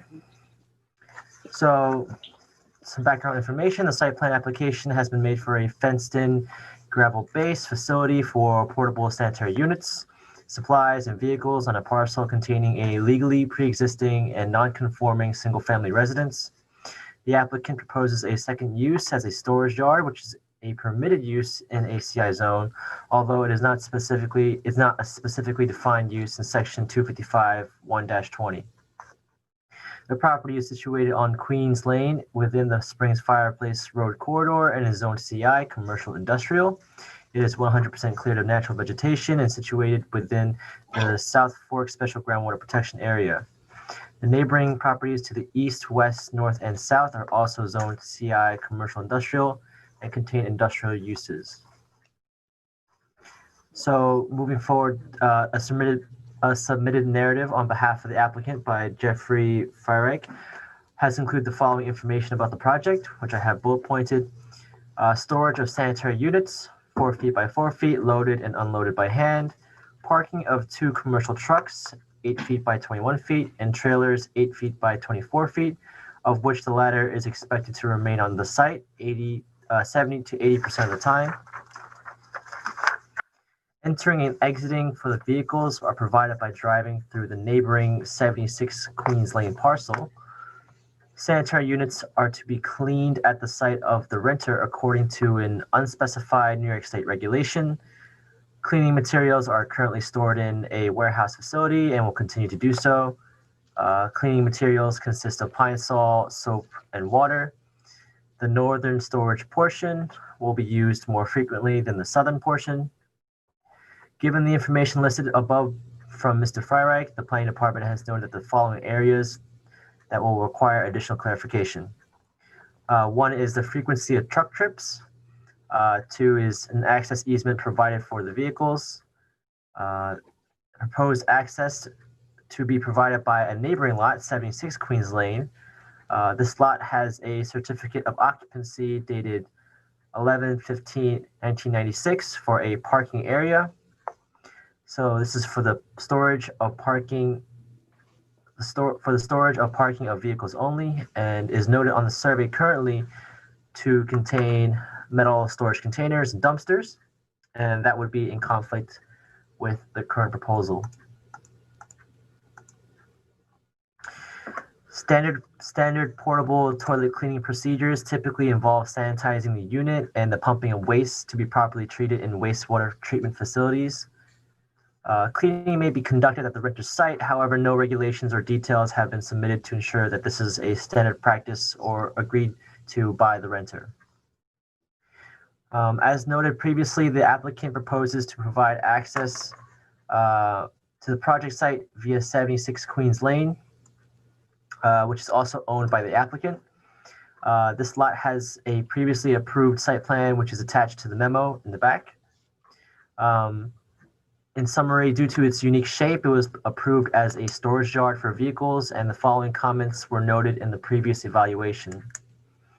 The applicant has agreed that only vehicles, including boats, automobiles, and trucks utilized in the applicant's recycling business, No other materials of any kind, including trash collection bins, will be stored on site, and no space will be utilized by other parties. As mentioned earlier, the proposed survey, including 76 Queens Lane, contains metal storage containers and dumpsters. In addition, the following paragraph from the approved plans resolution details landscaping that all of the existing vegetation on the site, including the 20-foot width of Dayton Avenue, which has been or will be abandoned by the applicant, shall be left in its natural state and may not be cleared. In addition, the applicant shall maintain 15 white pine trees planted along the property's frontage with Queens Lane and 5 white pine trees planted along the southerly property line, as shown on a sketch submitted to the board September 16, 1996. This landscaping shall be maintained by the applicant for so long as the parking area approved by this resolution continues to exist.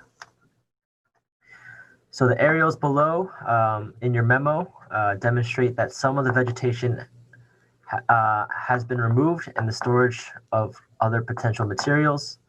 The planning board should decide whether or not the usage of 76 Queens Lane as an access corridor would necessitate a separate site plan application. So in the 2001 aerial, you can see the bottom right triangular part of 76 Queens Lane is vegetated, as well as parts of the back of 74 Queens Lane. And then if you look at the 2004 aerial, you can see by now that little triangular corner, a portion of it has been cleared, and a portion of the rear of 74 Queens Lane has been cleared as well.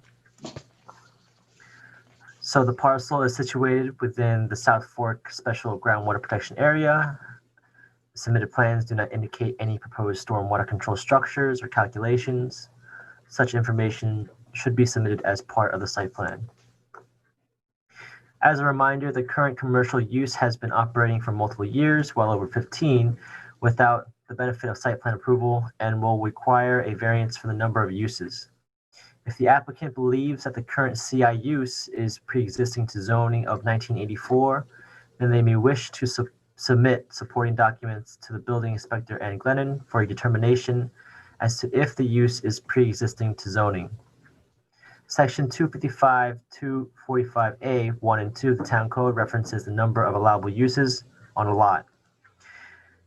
Any one residential district lot or any one residential property is one use. Any one commercial district lot or any one commercial property in any district, 2 uses.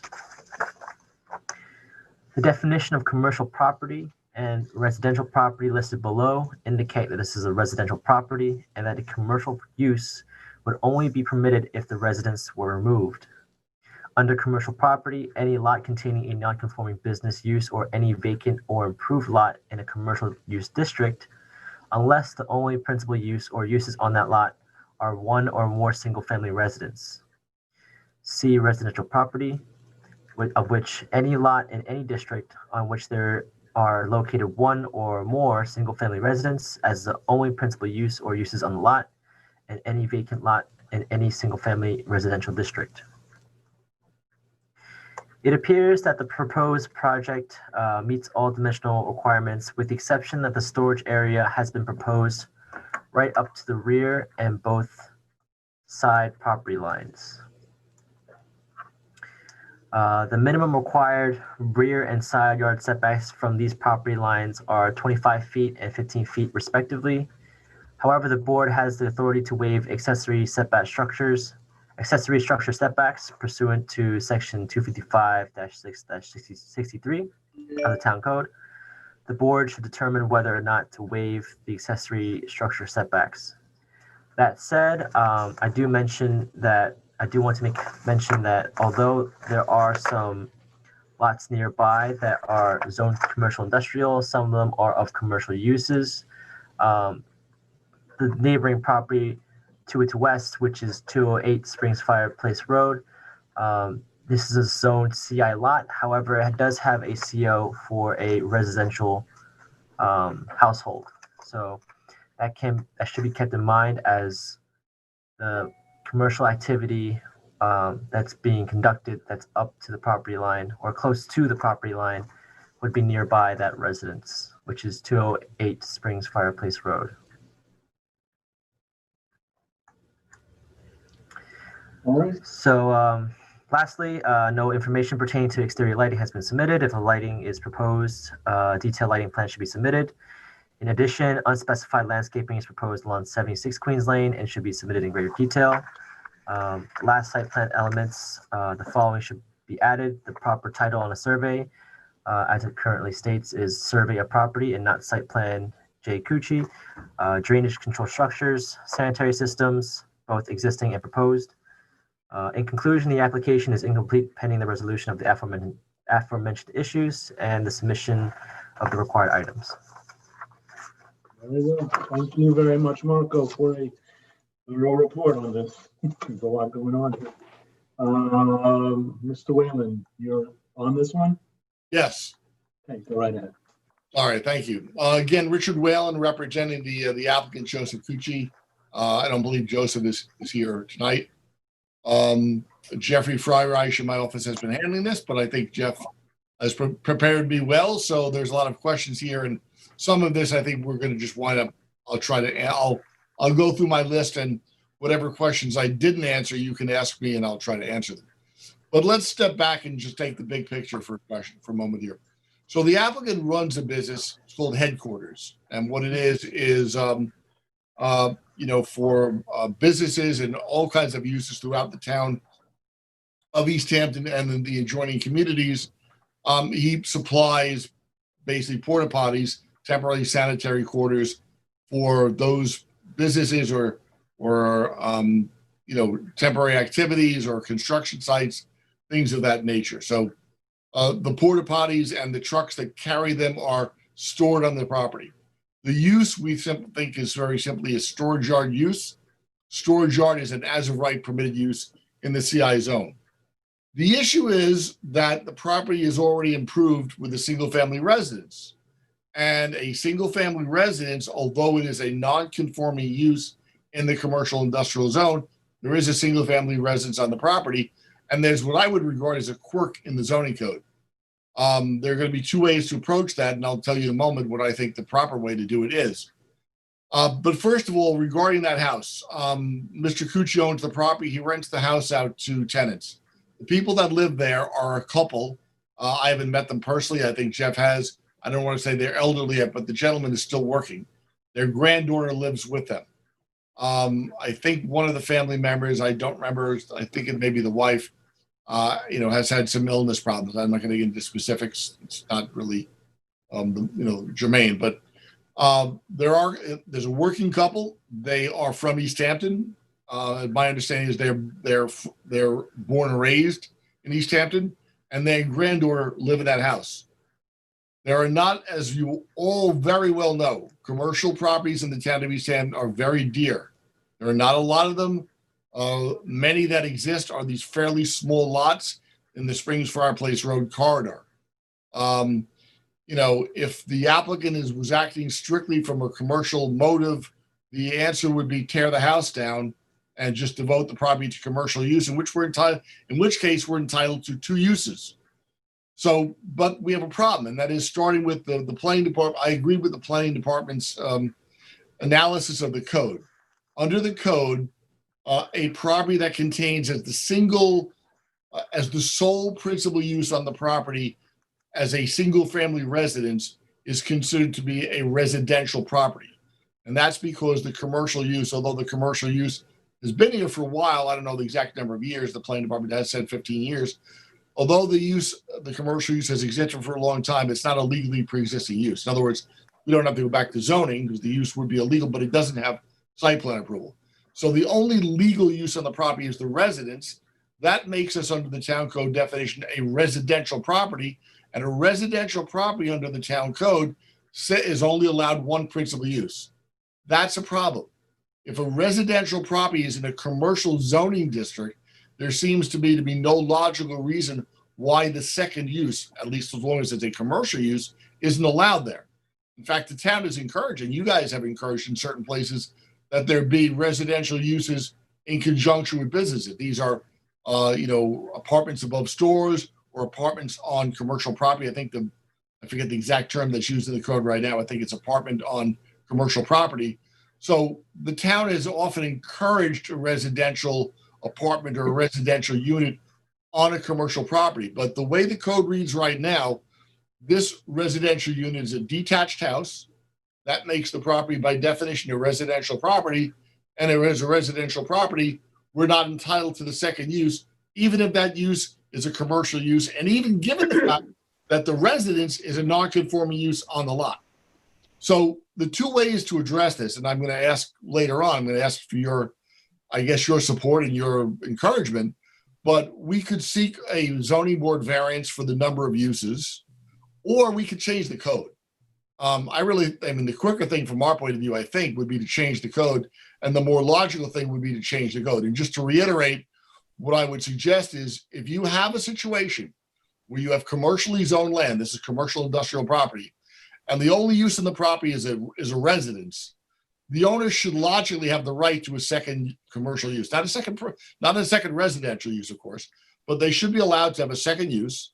In a normal state of affairs, all commercial properties are allowed 2 uses, and we should be able to have that second use and not have to go to the zoning board of appeals for it. So that's the crux of the problem right now is we either need a code change or a variance, a number of uses variance, which is a type of area variance, in order to be able to have our commercial use. And we don't get that, then the applicant would be forced to tear the house down and dispossess the family that's living there, which we don't want to do. Mr. Cucci doesn't want to do it. It's not in the town's interest. It's obviously not in the interest of the tenants. That's not a good outcome, but that's where the code leads us to right now. So let me address some of the questions, and there are a lot of them, so I'll probably miss a few, but let me address some of the things that Marco had in his memo. Traffic generation, what is on the property, the sanitary units, what you might call porta potties, they're stored on the property along with 2 trailers and 2 sort of you call them mini cesspool trucks because they can accommodate liquid waste. Those are also stored on the property. There's no office on the property. No one really works from the property. They just come to and from the site to pick up the trailers and transport them to whatever site is renting them. On a typical day, and this was not a typical year, obviously it was a very bad year for this business, but in a typical day, in a typical year, each truck will leave the site once in the morning and will return in the end of the day. So that's a total of 4 movements. 1 departure for each truck and 1 return for each truck and 2 trucks. 4 total traffic movements per day. That's the typical way in which the business runs when the business is actually running, well. In terms of, we are proposing to use an access easement from the neighboring lot. The owner does own the neighboring lot, but that lot is currently leased out. The neighboring lot, that neighboring lot is 76 Queens Lane. That's the triangular parcel to the north. That has a site plan approval for vehicle storage. And just so you know, the vehicle storage that was approved back in, I think it was 1996, was garbage trucks. There was a guy, I can't remember right now who the name of the Joanne and other ones, anyone who's been around for a long time would remember the name of the guy who operated there. He's not in town anymore, but the name of the site plan was Cucci, though. No, but the tenant, the guy who ran the garbage business back in the day, if I could remember the name, you'd all know the name, but that's when it was the vehicle storage use, it was garbage trucks. That's what it was. My understanding is pretty much now all of the storage, there were some storage containers that were on there recently. Those have been removed, if not completely, then for the most part. And right now, my understanding is being used once again for vehicle storage. Again, we only want to be able to use it to go in and out. We can provide ourselves with an access easement over it to get into this property. It seems like the easiest way to get back and forth to the subject property. Just see what else. The board has asked for stormwater runoff calculations and drainage structures in the rear of the property. That is something that seems reasonable to us. We can provide calculations, and presumably we would, then propose drainage structures in accordance with whatever the stormwater calculations dictated. We're not currently showing the existing septic system for the house. We'll have to locate that and put that on the survey. There are no new sanitary facilities proposed. There'll be no new septic systems, so there'll be no additional sanitary calculations. Obviously, we'll change the title on the survey. In terms of the regulations, so the regulations that govern the operations that this business is subject to are found in Title VI of the NYCRR, that's the New York Code of Rules and Regulations, Part 364. The easiest way to find that is go to the New York State DEC's website, because these are New York State DEC regulations, and you'll go down to the DEC website, they'll go to regulations, go to the Part 364 regulations, and they deal with basically the transport of liquid waste, which is essentially what this business is subject to, and there are detailed regulations governing that. I'll leave it to you to look at those and read them for yourselves. I'm sure there are some other questions here. What am I overlooking? Any other questions? You want me to go through the list? If I've missed anything, just whatever questions you have, I'm happy to answer them. What happens? Questions are minimal. What happens when the units are cleaned and the water and the soap or cleaning agent, it just goes onto the ground there? No. It's required. The units themselves, we'll call them the porta potties, if you will. They have to be cleaned on the site on which they are used. They cannot. They are not clean. Transport waste. So if they're on like a building site, they're periodically pumped out, and these trucks are capable of taking the waste out of them, and then that waste is then driven to I guess Riverhead has a Santa scavenger waste plant, I believe. So the trucks drive periodically to Riverhead and deposit the waste in the scavenger treatment plant. But the actual porta potties or units are fully cleaned on site. Jeff described in the memo in our letter how we do that. It's basically Lysol, soap, and water, but they do not travel with waste in them. Okay. Not allowed to do that. All right, let me turn it over to Lou. This is yours. Yeah. I'm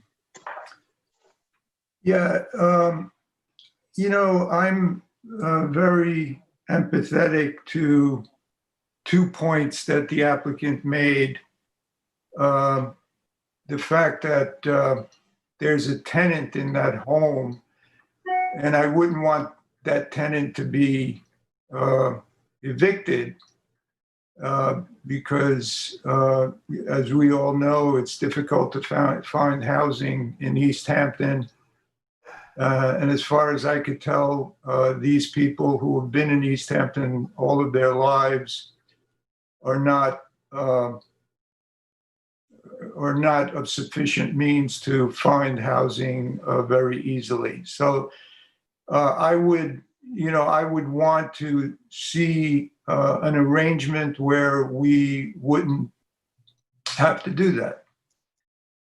So that's one thing. The second thing is that I'm also sensitive to the fact, and the applicant makes this point, and I agree, that there aren't that many commercial industrial properties in East Hampton, and there's a need for them. And I'm sure there's a need for this particular business, and I wouldn't want to make it even more difficult for this kind of business to operate in East Hampton. So those are two things that I would want to try to find an arrangement so that we can have the applicant meet its goals. The problem is, and I'm glad that Rick, took a slightly different track than his colleague did in the narrative. I think his colleague was trying to make the point or argue the point that the code can be interpreted in such a way that you can have this residence and a second use, a commercial use on the same property. I think the code is very clear that it doesn't allow that. And that's a problem. That's a problem if you want those other two goals that I stated to happen. So I think what Rick suggested unless there's something that I'm missing, I agree with him there too, that I think the code should be changed. So that's my opinion on those points. Going into this, I was very concerned about the porta potties that are stored on site. That I was afraid that they'd be cleaned on site, that there would be chemicals that are used on site. This is a groundwater protection area, and I wouldn't want that to happen in this area. Now, he assures us that according to New York State regulations, they need to be cleared out and cleaned at the site that where they're rented, and they're just merely being stored here in a clean state. So I would want to make sure that that's the case. If it is the case, then I have no problem with that. The other point that I was concerned about, and Rick also addressed it, and he has no problem doing it, is to have sufficient stormwater controls. So before I would be in agreement to approve this application, that I would have to be totally satisfied with that.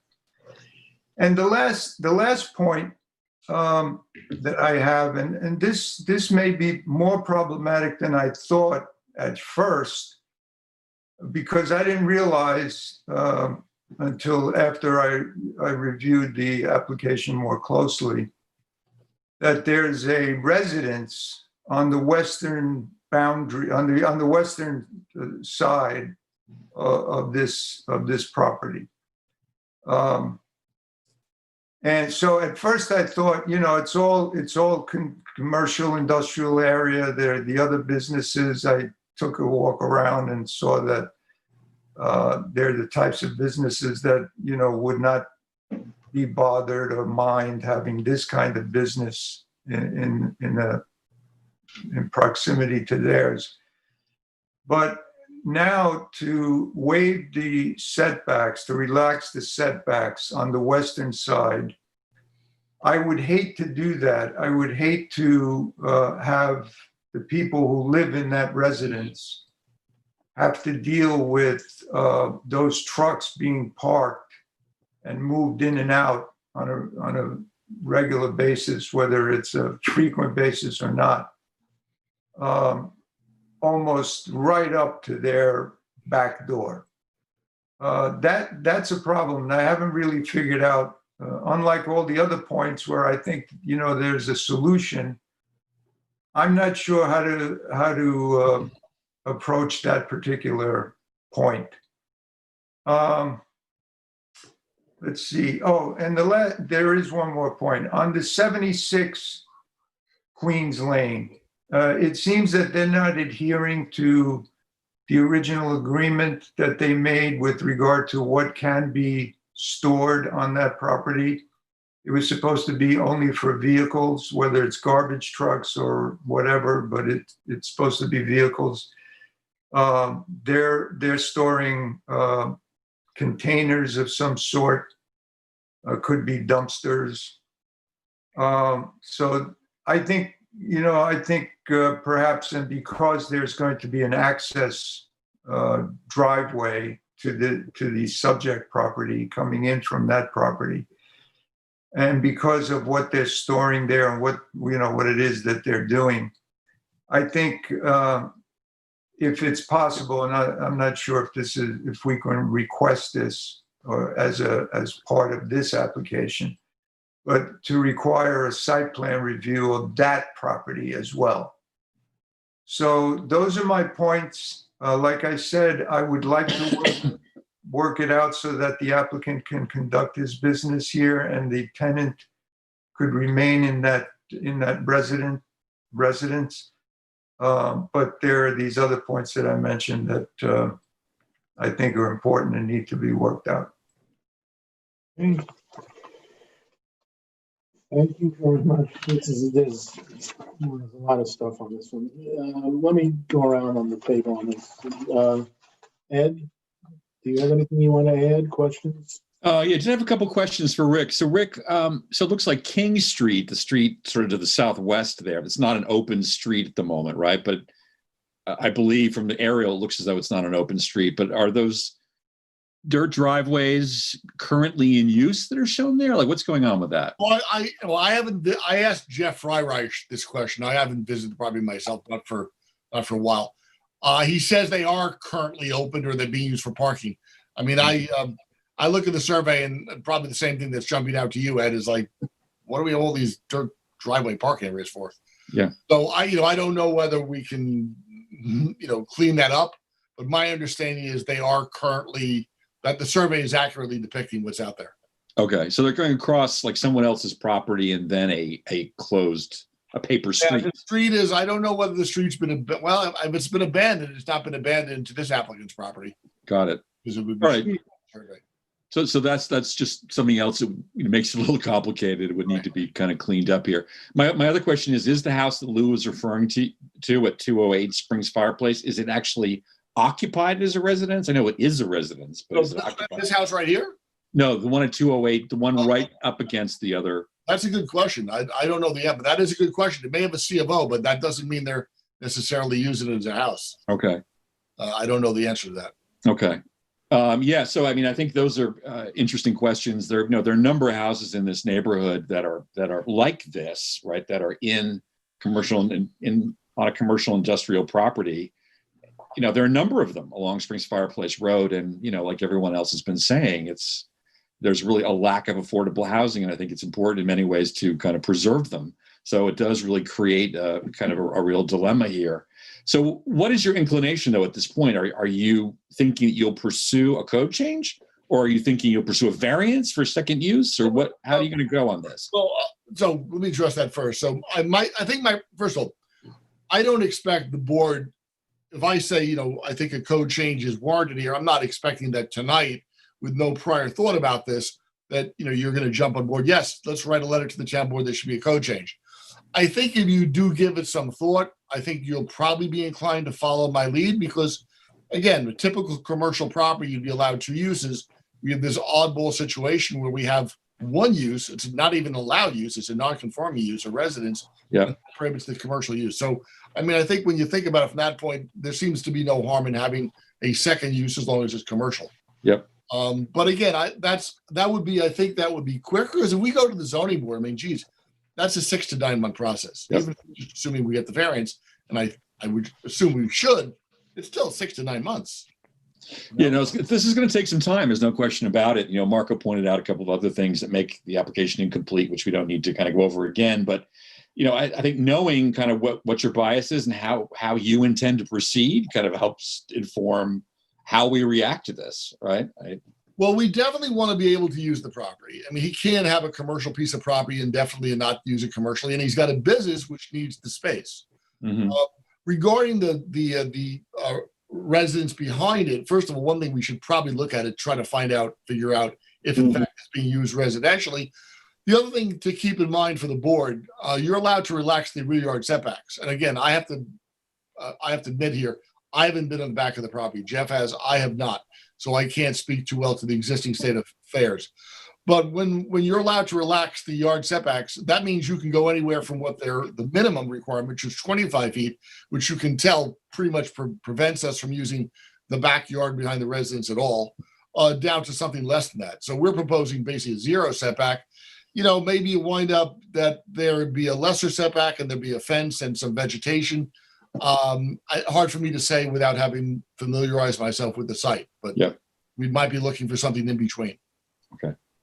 All right. I mean, those are just my thoughts. I mean, a ways to go here, obviously, but I just wanted to share, my thoughts on this. Thanks. There's a lot. Ian, go ahead. Ian?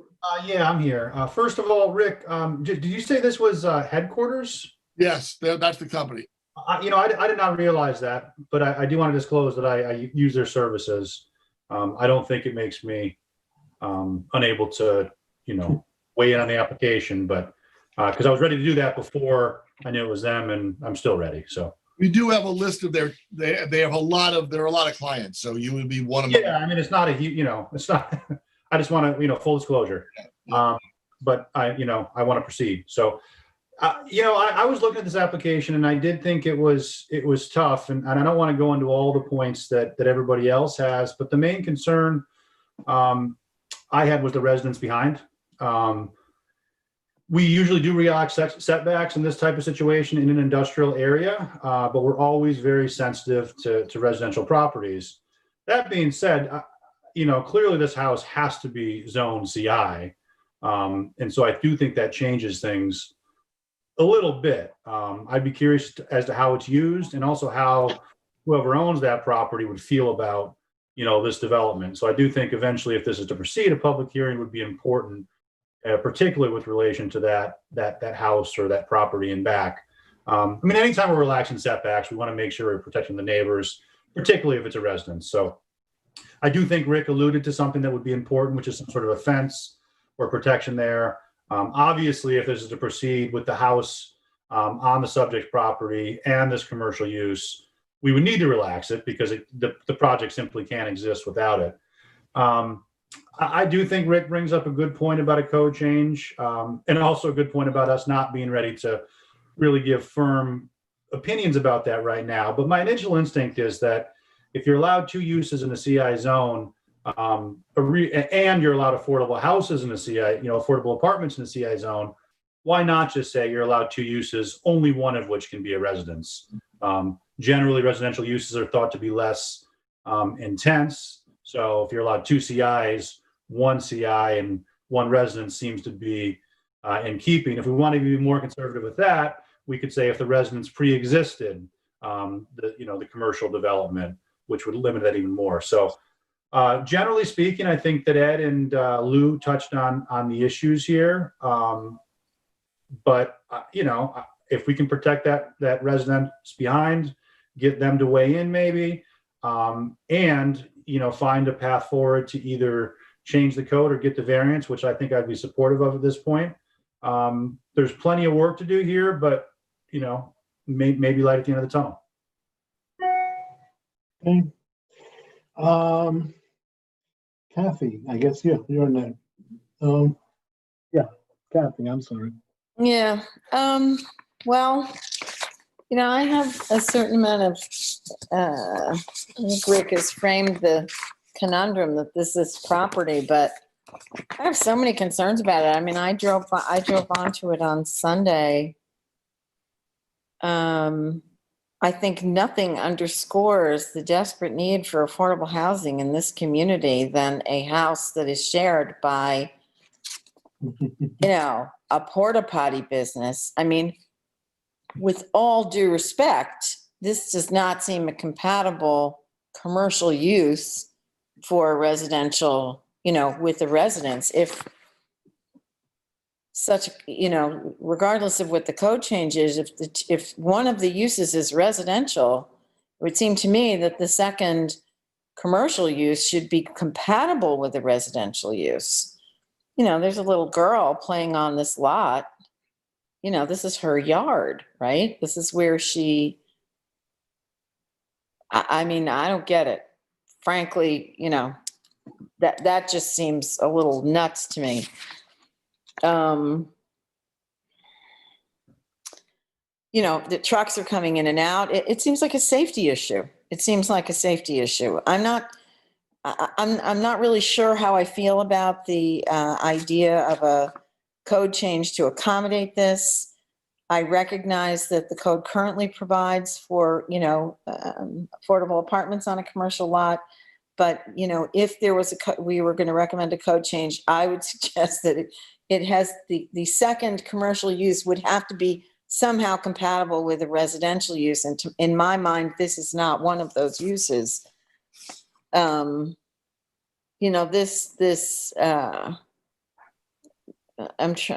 wrote some notes here. The site plan on the other thing is the site plan on the neighboring lot. It isn't even, comporting with the original approval. And so I think there are a lot of problems with this. You know, it doesn't comport with that neighboring lot. I would be opposed to relaxing the setbacks because there is you know, these are the areas where there is affordable housing available. And I couldn't, in my heart of hearts, you know, permit trucks right up against the fence of someone's home. I just don't see that as being neighborly. I have that the septic should be cited, but Rick said he would do that. And you know, whatever approval we go for here, this is going to run with the land. You know, it'll run with the land. I don't know what we're capable of. You know, if we want to approach the town board and say we would recommend a code change, you know, for this, you know, sort of. I don't know what the word is. It's an anomaly that we have this this residence on this, and it prohibits the use that a commercial, that the zoning would actually allow. But I still can't get over the fact that you know, we need to be thinking more carefully about where we want to house our friends and our neighbors and the people that live here.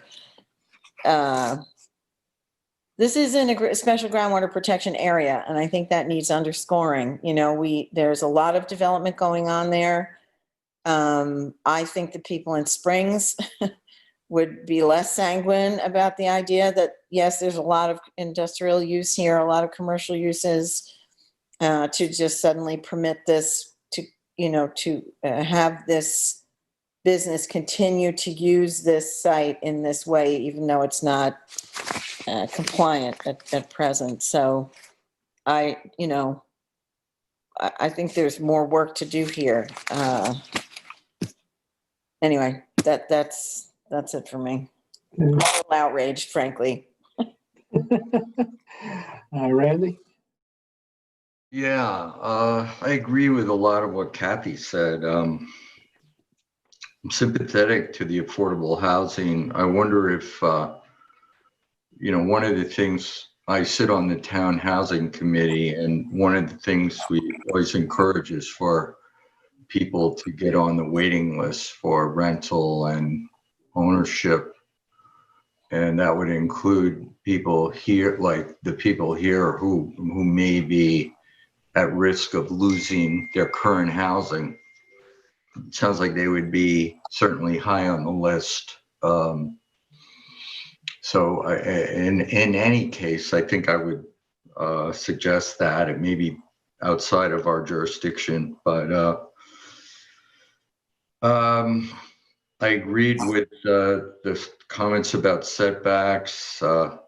I counted somewhere around 100 porta potties being stored in that area. God. And I think we probably need to quantify how many and where, and they don't seem to be set back either.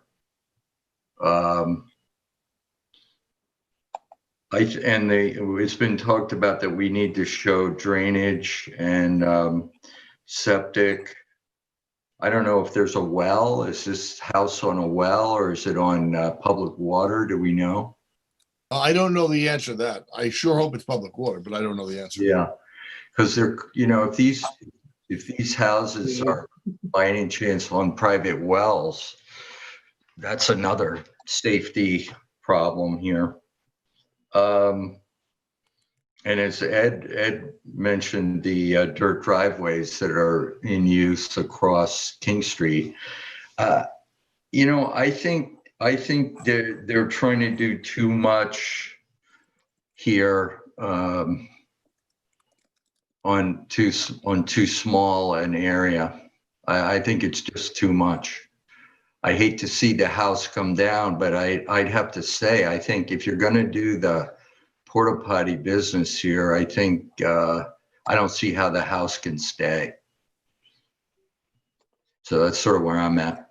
Okay, thanks, Sharon. Yeah, I mean, I kind of agree with both sides on this with the house. I like Randy's idea of getting on a list, but I've looked at that list and it's just, there's so many people looking for houses here locally that list is very, very long.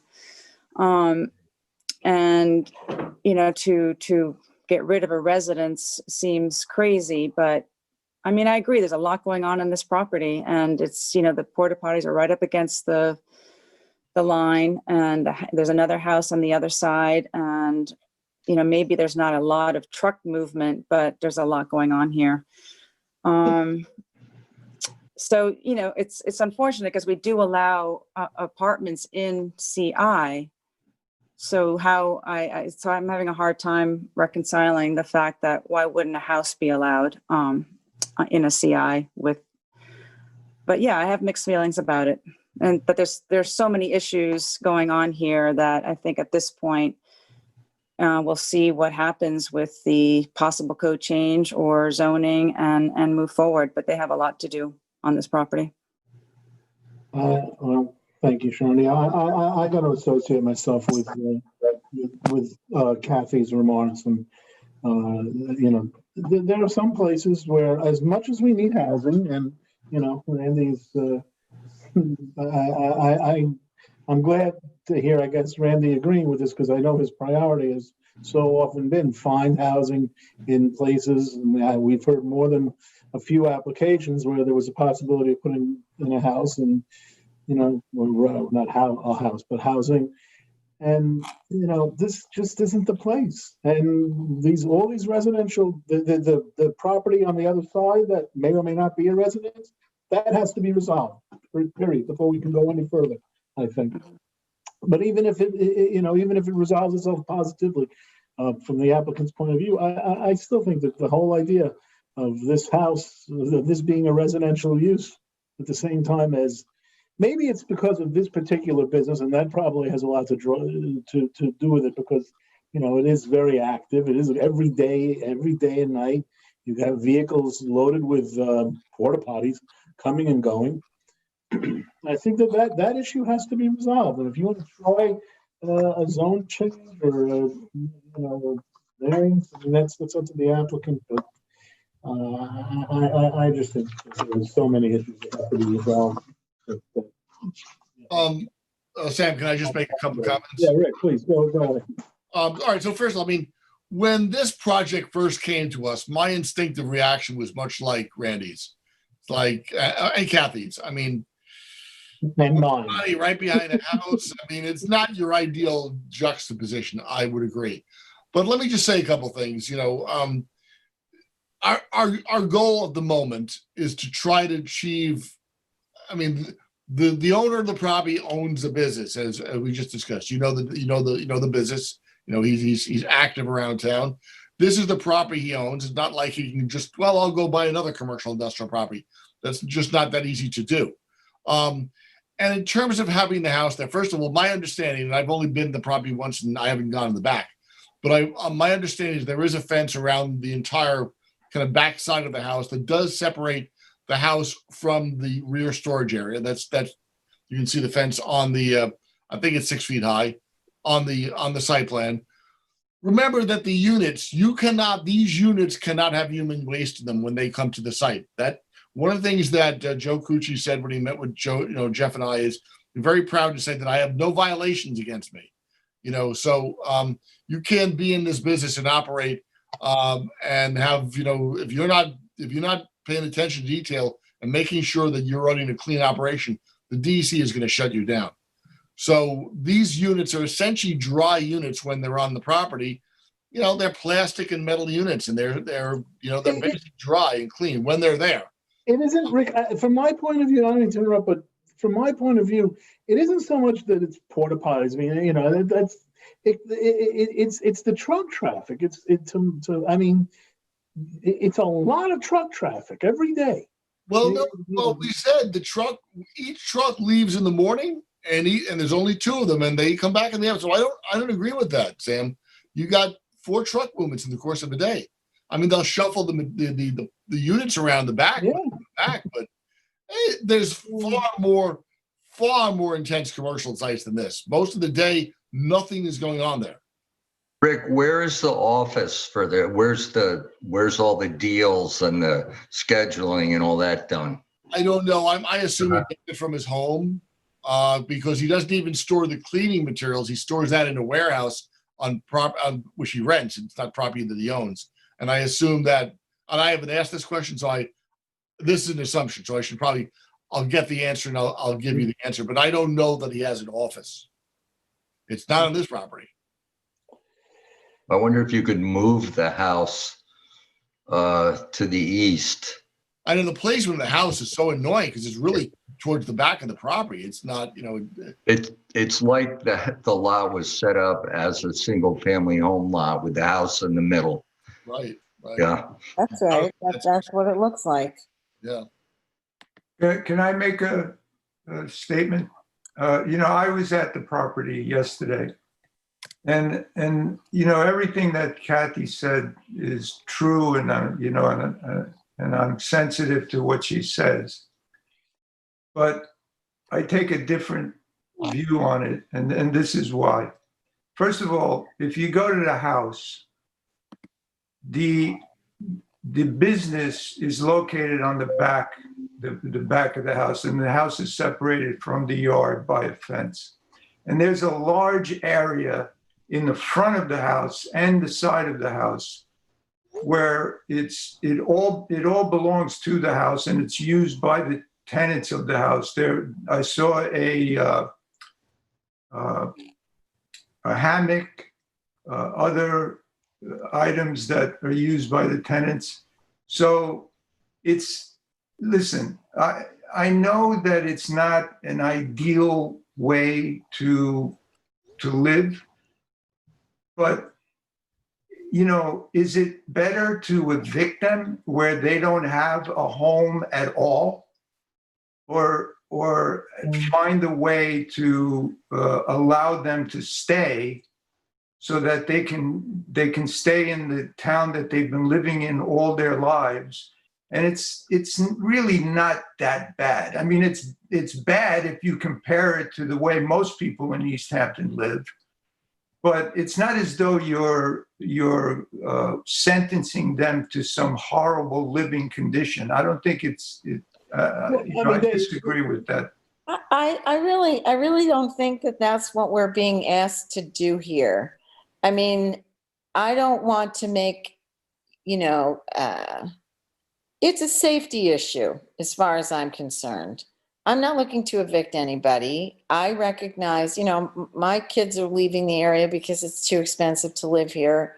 I had 3, 2 are gone to far off states.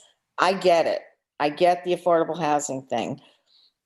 I very strongly support it, but the problem is that with this lot, if you approve 2 uses, it could change hands. It could be something, you could store heavy equipment on there. They could be big machinery. This guy might, I just don't think you can't look at this particular site and take the specifics of the current tenants and the current business and not stretch it out over time to think how it might morph, what might change. We are in the interest of good planning. We're supposed to look ahead and see, well, what are circumstances that could influence the conditions here? And I'm, look, I have 3 kids. I have 6 grandchildren. I coached for 45 years. I really love kids. I think it's incumbent upon us as community members to make judgment calls according to what we think is where's the golden rule? Do unto others. I don't get it. I would not want to put any person in a situation that I don't deem to be safe. There's too much truck traffic on this lot, to my mind, for it to accommodate any residences. If a kid got hit by a truck on that lot, it would ruin my life. It really would, because if this got approved and I had something to do with that. And I really would ask you all to search your conscience and say, you know, if this was my family, or if this was some, you know, make pretend it's you for a minute. Is this where you want your kids to be playing? Well, that's I misunderstood you then when you first spoke. If it's solely a safety issue, that's a whole different. That's way different than the way I understood what you said originally. It's not just a safety issue, but to my mind, safety is the one that filters down out of the outrage that there's not enough affordable housing here, that some family has to live on a lot with a bunch of porta potties. You know, would you want to live there? But why can't we insist that they make it safe, then the fencing and separate the business from? I mean, you know, maybe we can. I just don't. I mean, if you're going to allow a house on a commercial lot, the only way that the code should read is that house has to be safe and separated from the commercial business. Right, but I don't know that you can fence it off like that. Is that how the two uses thing works? Well, I mean, to my mind, it's the type of use. There should be a compatible use. Well, this just does not strike me as. But about that point in the safety issue, I mean, storage use in a CI zone is not a very intensive high traffic use, and I am somewhat familiar with this type of business, and it's true that the trucks go there in the morning and they leave and then they come back. So, I mean, we're saying that it's, you know, super unsafe. If you look at any other CI property with an affordable apartment above it, there's a higher probability of more traffic and more intense use around that. So are we then saying that that's a bad idea? Because I don't. Well, I would ask us to apply the affordable housing standards to this unit.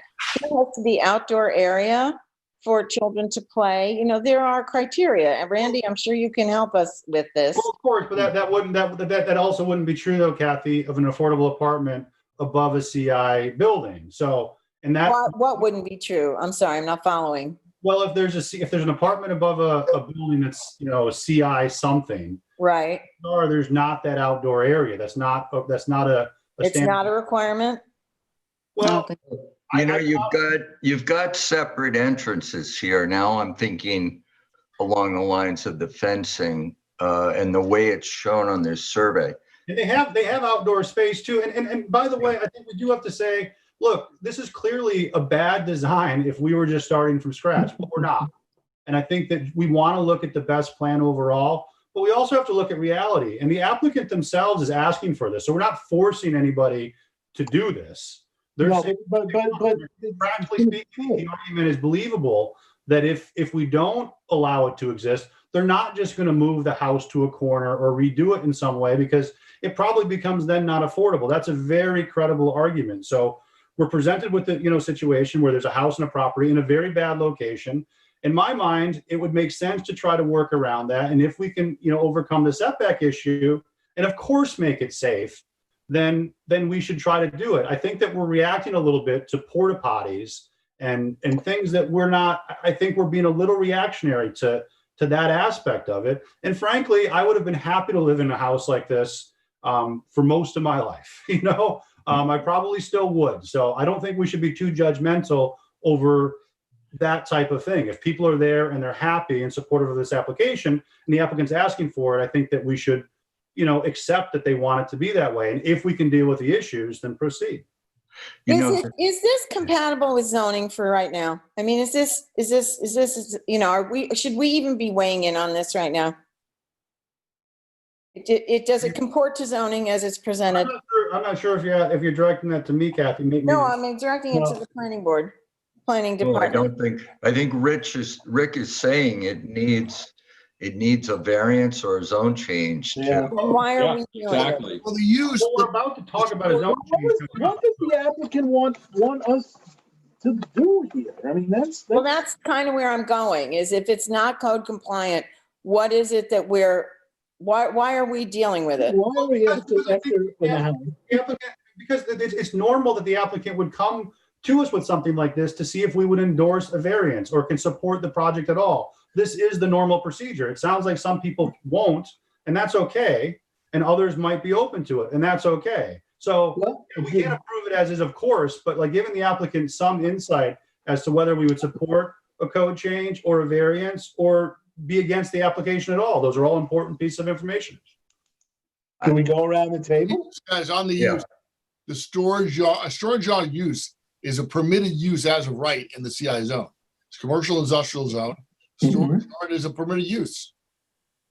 Right, I'm aware. I'm aware. The thing that I'm having trouble with is the access from the lot on which the present site plan approval is, you know, incompatible. Let me say this.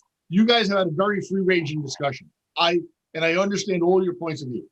Let us go back and talk to the client, make sure we know what the client wants to do next. My suggestion is let's try to control what we can control, come back with the best plan we can, keeping in mind both the residents on both sides and all the issues you just talked about. Let's see what we can do. I mean, the number of uses issue is something we still have to deal with, whether it's through a variance or through a code change. But let's see first if we can address these other things that you're bringing up. You know, I'm not going to prejudge. Let's go see if we can do that. You've given me a lot to chew on. I have all the points of view. I understand thoroughly where you're all coming from. We have the memo. Let me go back and hopefully return to you and see where that can lead us. Maybe I got to say, Mr. Whale, that is a very diplomatic way to resolve this conversation. Well done, Rick. Agreed. Perfect, Rick. Thanks for rescuing us. No. I got to be honest with you. That's appreciated because you can see this is stirring up passion. And I understand totally, and understandably. So I don't think we need to go through the consensus questions. No, I understand. I have the picture here. Okay, in that case, thank you, and we hope this has been helpful and useful. Joanne, did you want to? I just want to clarify the record that apartments over commercial structures do require outdoor space. So thank you. I just want to put that in the record. One more thing to throw into the mix. Okay, well, I would bet that this outdoor space here would be as much as that. Maybe not. Yeah, well, you try. Yeah. Let's just move on. I can't take it more. They also require dedicated parking spaces. Yes. So of course, maybe and wait, these are all things that we can address. Right. This or not. This is the first look. So to say no right off the bat, I don't. No. I'm saying, when Rick comes back, if he can show that it meets the outdoor space and it has parking for the apartment or the house. I know exactly how I'd like to address it. I've got a client to obviously, but I know what you want. I know what you're looking for to see if we can do it. Great. Thanks, Rick. That's fantastic. I kind of move along. I'm going to leave you. Get out while you can. Yeah. Thanks for spending the night with us, Rick. Rick, thank you very much. I hope it's been helpful. Yes, thank you. Thank you. All right. Let's go on and it's getting late, so let's do the East Hampton House Pool site plan.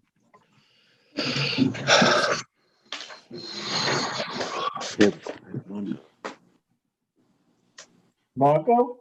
Yep, I'm just this getting one's it. yours, right? Yeah, just getting it. Ready. This one is, I'm sorry, is the applicant on? I'm here. That's all right. Thank you, Laura. Okay. Okay, so some of these submitted informations at the time of review were including a landscaping plan that was revised, a site plan revised, drainage plans for the pool deck, as well as letters from R&W engineers and a narrative. So site plan application has been made to renovate an existing pool area with brick paving, a barbecue patio area, shed and walkways with a new pool of 1,193 square feet, a brick paved deck of 4,406 square feet, 2 dry wells, ornamental fencing, doors for the pool shed, and a new barbecue patio of 123 square feet with extensive landscaping.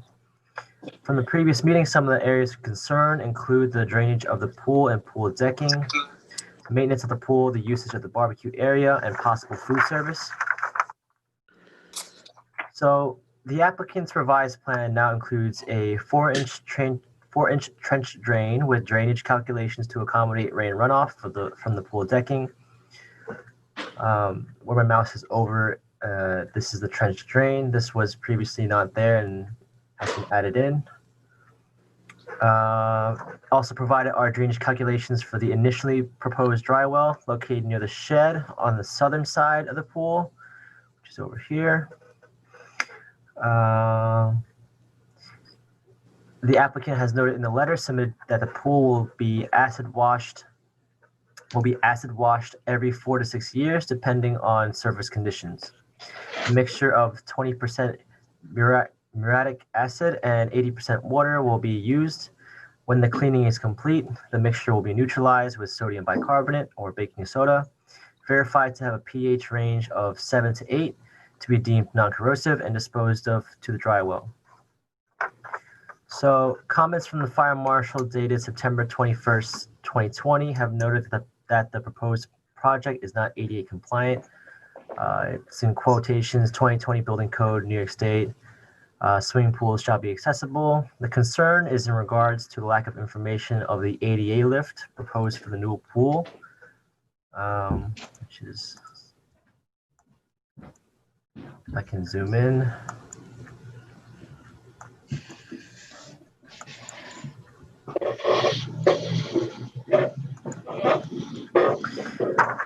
Okay. Which is over here, if you can see where my mouse is. So I have recently received a new memo from Tom Baker. However, I only just realized that it doesn't explicitly approve or disapprove of ADA compliance. That said, I have spoken with Dave Brown, who did the initial ADA check, and which I quoted earlier. And he believes that submitted information regarding the brand and model will be sufficient enough for ADA compliance. He added that during construction, it would also be inspected further for functionality.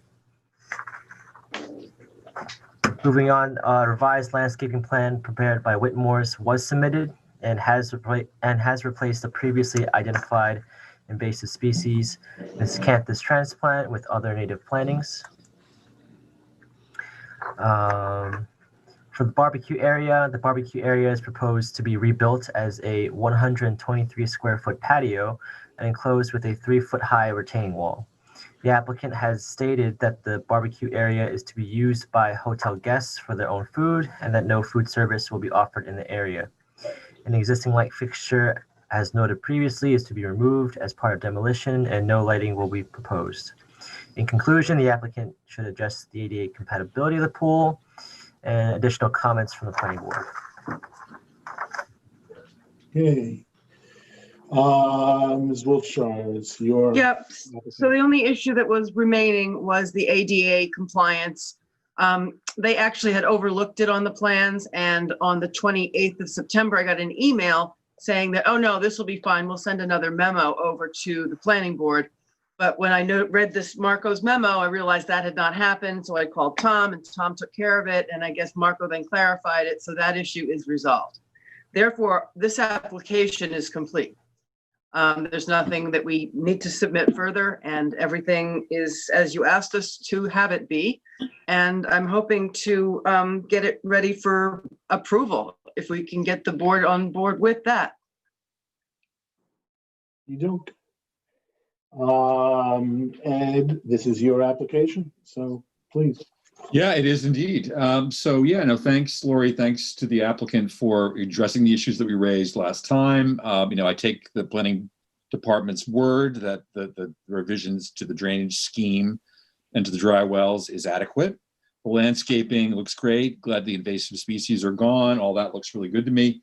So just to be clear on the ADA issue, so I wasn't clear from what Marco said. Do we have the specs, the proper specs that we need for what that lift is all about? Yeah, unfortunately. It wasn't in the packet that I have, but I think he said it came later. Yeah, the new memo from Tom Baker came in very late, but unfortunately, I only noticed it very late as well. He doesn't explicitly check off ADA compliance or denying of ADA compliance. So on that technicality, it's kind of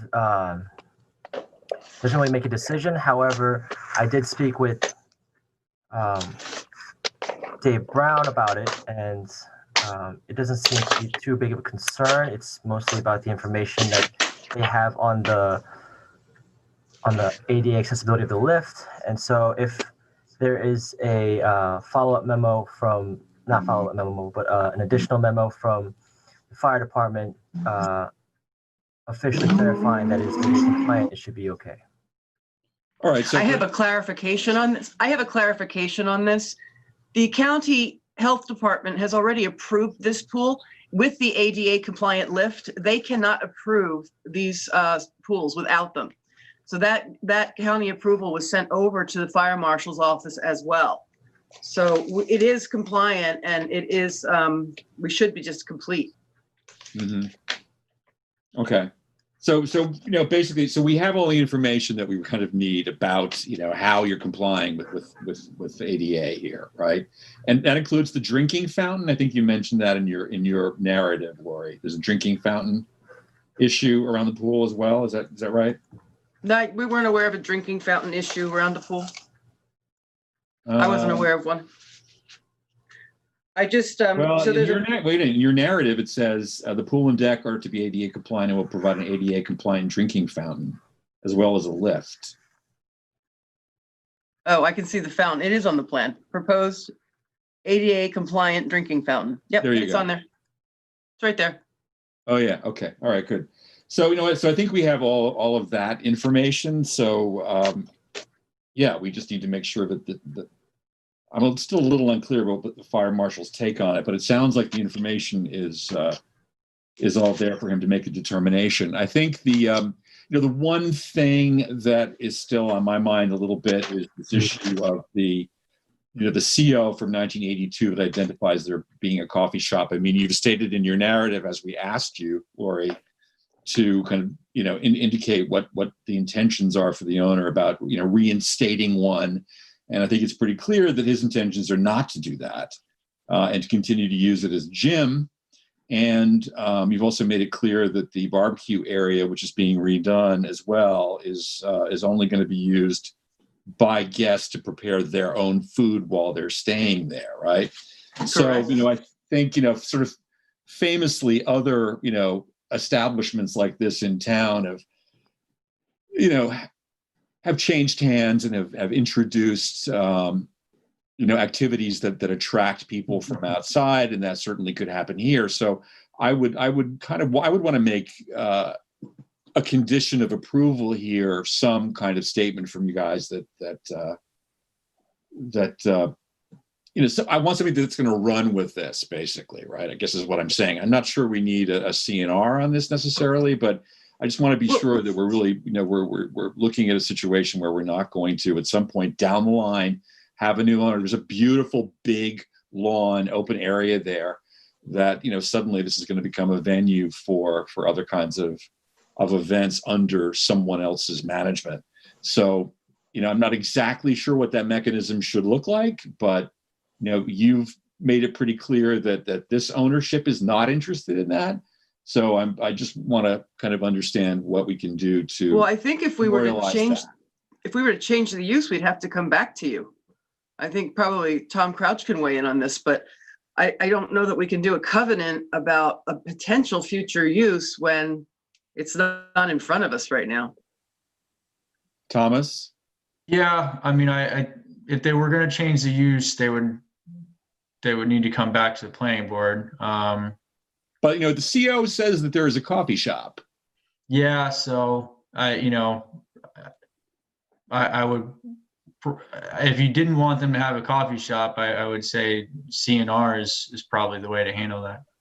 Why wouldn't we be able to have a coffee shop?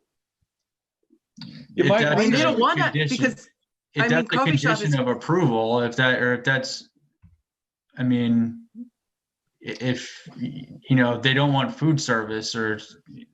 Frank, let me just be clear about what my intentions are, and I'd like to hear what other people think about this. But my sense is really is not that there shouldn't be food available for guests, or even that there be a coffee shop. I think the issue that I have is creating a situation where people who are not guests are using these outdoor areas, particularly around where the barbecue site is located. It's very close to residential properties behind this property, right? So it's really that I'm more concerned about than a coffee shop. That's a mass gathering. That's a mass gathering, and that's a town board action. That's not even a planning board action. If you start having people that don't belong at the hotel gathering in the backyard, you have to have a permit for that. That's in the code. But look, Lori, if there is a coffee shop at some point in the future, if there is something that we know, what's to prevent people from, then for that evolving into serving people outside guests back there, right? That's not a mass gathering. I think it sounds like a code change because, this is about every hotel then. It's not just about ours. It is about every hotel, quite honestly. It is. Right, but that's many of these hotels on the highway back up right against residential properties, and this barbecue area is pretty close. Sure, So, no, I understand your concern, but I don't think that I think that's a bigger, broader issue that either the town board has to ban mass gatherings at hotels or, a coffee shop, it is a normal accessory use to a hotel. People can always go down and get a coffee and a newspaper and take it back to their room or whatever. We don't have one and we don't want one right now because the gym is a better amenity, but there's nothing stopping our customers from getting a Keurig and going out and sitting by the pool. Yeah, that's great. And your customers should totally be allowed to do that. And they should be allowed to barbecue there or whatever else they want to do. I think, the only thing that I'm concerned about is that devolving into something different, particularly since you have a CVO that says there can be a, quote, coffee shop, which sort of by definition implies that at some point that could become open to people from outside, right? No, our gym isn't open to people from outside, for sure. Thomas, what does the CO that allows a coffee shop allow someone to do in a situation like this? I'm not really sure. I'd have to look at it, but if you wanted to prevent, I don't know, food service or some expanded, anything that would be considered food service or a restaurant or something like that would be a different use, I would think. Or, you could try to put together a CNR, but I'd have to look at it further. We're really trying to start this construction project by the end of this year because otherwise they're going to lose the whole of next season. All we're doing is replacing our existing pool. That's it. It's a really simple application and somehow we're complicating it with the bad no-nos that other hotels have done and we're not one of them. Okay, Lori. But yeah, you aren't, but that doesn't mean that, in the future, this that couldn't change. So well, it should be a law in the code. It shouldn't necessarily be a covenant that runs just with our hotel. It right. seems very. Well, this kind of approval, though, as far as, I know, runs with the land, right? That's sort of the issue. I don't think that what I'm asking for here should be as complicated as all that. Oh, no, if we had to do a covenant, we're talking about 6 months because county center is closed. So anything we do that's legal, it has to go up there by mail and they take about months to record anything. Right. So this project would be over for the year. All right. So, so maybe a covenant, legal planning department, please feel free to weigh in here. But, I think even just something that's, simpler than that, like a condition of approval doesn't need to, it could be, we can just decide what that is now, right? Fine. So the condition of approval is if the hotel chooses to reopen the cafe, they have to come back to the planning board. Okay. Or were you trying to, I thought we were trying to say that it would not be open to the public, that they would not allow the coffee shop to be open to the public? Is that what you were? The coffee shop no longer exists. But in the future, if there was one, we'd have to come back to the planning board. Then you can make whatever. You have a CO that says that you do have one. Okay, so we put a narrative in That's the what makes this file. different, Lori. That's what makes this different. I understand, but we have a narrative in the file that says that the cafe's been converted to a gym. I mean, we can get an updated CO that says, new pool, number of hotel rooms, and a gym. Make sure that that's specified, and the coffee shop gets removed from the CO. That's easy enough. We'll do that when we come in. Right. So I don't know if I'm the only one on this board that shares this opinion about it, but I think my main concern here is gatherings of folks, social events that happen here on a routine basis that might happen under a different management that's interested in that kind of thing, right? Because there is, a provision in the CO that there can be a coffee shop at some point in the future. That's my only concern here. Okay, so let's make this the condition. When we come in for the certificate, when we cannot get a certificate of occupancy for the pool unless it states that the coffee shop has been converted to a gym. Does anyone else have an opinion on this besides me? Well, I have many thoughts, but I was waiting for you to finish. I was waiting to be called upon to comment. Okay. So You're going to run around the table on this. I'll jump in. All right. I think it's sort of, I think it's clear what my concern is, the exact mechanism. I don't think it's up to Lori and me to be, debating and negotiating in real time. No, Ed, you're right about this. The thing I would point out is, the fact that we've had other hotel or motels that have had a growth in their operation one way or another is something that's informed our function as a planning board. It's happened a lot. We've dealt with it in at least 4 or 5 applications that I can think of offhand, where there's some kind of aspect of a hotel or motel that's all of a sudden, we have to worry about as a planning board. So I think it's a totally valid request. The fact that this particular applicant doesn't have it in mind, well, that's good, but we have to think about the possibility of it happening in the future. And I'll leave this to, I guess, Thomas is the question. It's the question for you: is a covenant and restriction going to be satisfactory to protect our concern, assuming that it's a concern that's shared by the whole planning board? Which I don't know that we want to. Well, it would, but I don't think the applicant is going to agree to that. I don't think we want a permanent covenant to eliminate some use under zoning. We're talking about a condition of approval. A condition of approval. I'm sorry. I think that makes more sense and is more easily done. Yeah, I misspoke. A condition of approval, I should say. If that's going to protect. Lori's idea is a good one. I don't know that. I want to just make sure that the building department's not going to say you have to get site plan for the gym. Oh, yeah. No. Oh. No. How about it's an how about the condition reads in the event that the hotel chooses or would like to reopen the coffee shop, they must seek planning board approval first. If you can work out language with the legal department and planning department and come back with that, I think that should be satisfactory. I want to speak for everybody. Ed?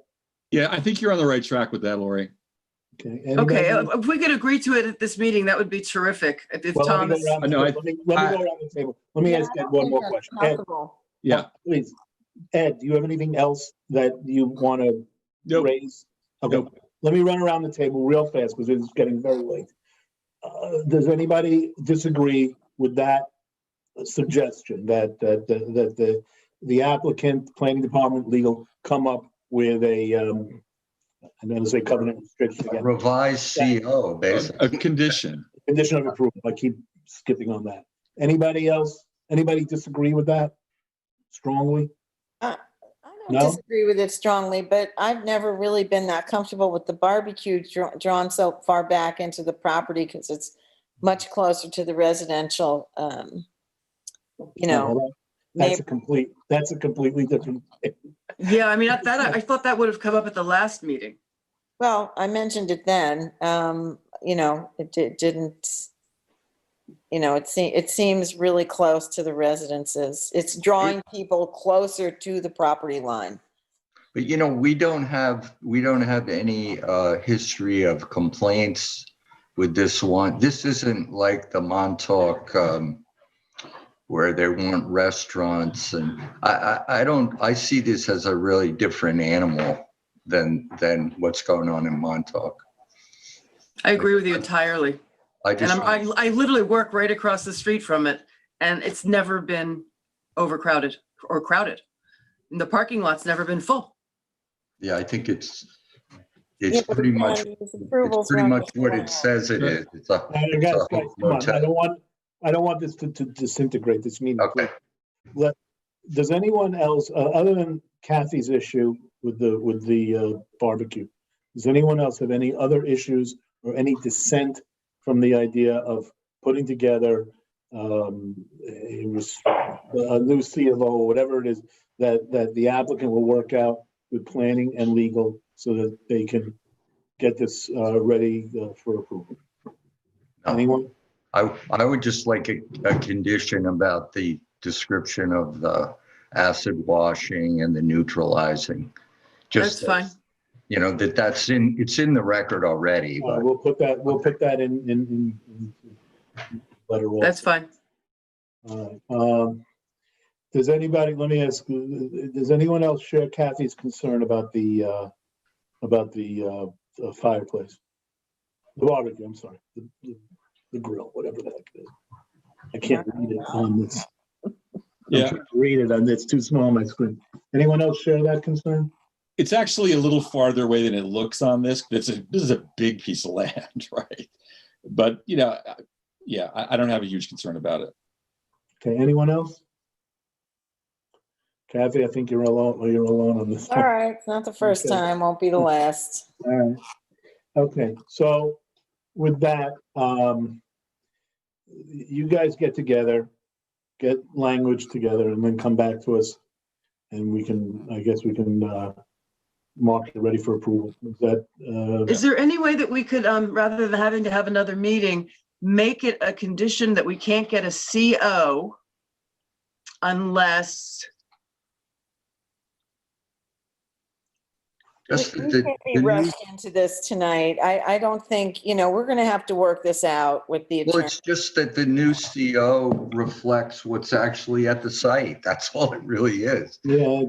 Exactly. It says. I'm sure we can put something together, but I can't tonight. I need a little bit of time to think about it, but yeah, tonight. That the CO says there's a gym and it doesn't say there's a coffee shop. That's the problem that you've got going in. So you'll untie that knot, retie it in such a way that it works for everybody. And it sounds like you'll have, you'll get where you want to be. Take one more step. Yep. When is your next meeting? Next week. We're on next week, aren't we? Yeah, we're on next week. So who do I meet with? The planner on this one is Marco. So Marco and Tom Crouch. And Yep. Okay. All right. I'll set that up tomorrow. Very well. Thanks, Lori. Thank you. Thank you, Laura. Thank you. wait, hold on a second. Hold on. Thomas? Yeah. We can still determine that this is complete, right? I'm in your hands on that, Thomas. Well, yeah, I mean, I'd be prepared to say it's complete pending. I'd be prepared to say it's complete pending. Somebody give me some language that.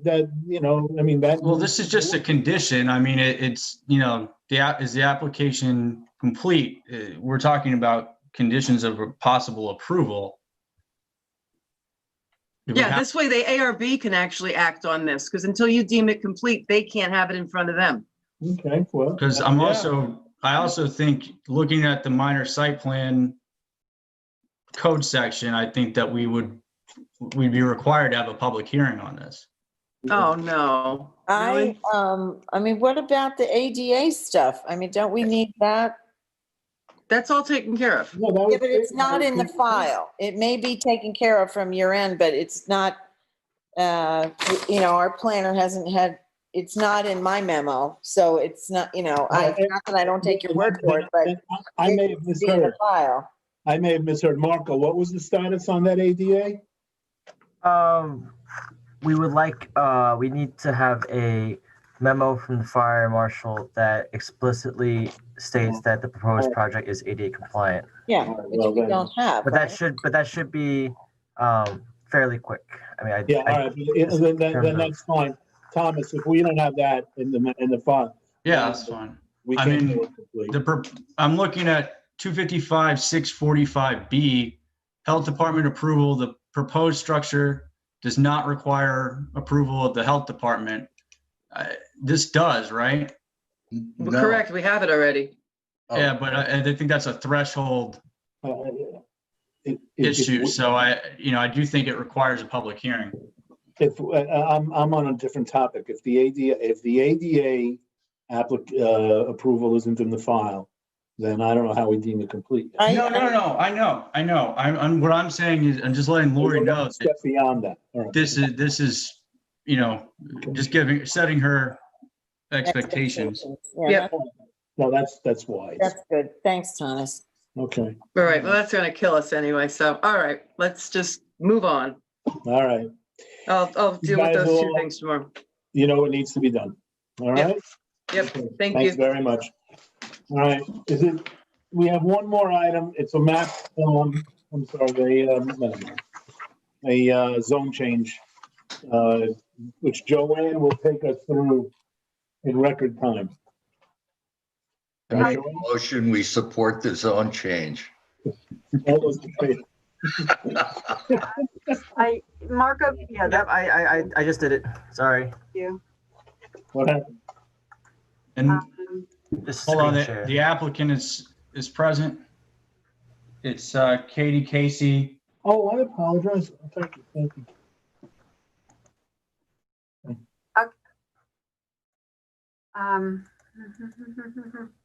I'm not finding the arrows, sorry, to move it back and forth, and it's going on its own, sorry. Okay.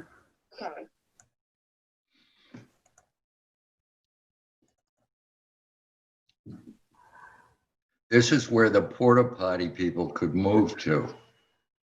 Right. Put them on the top of the list.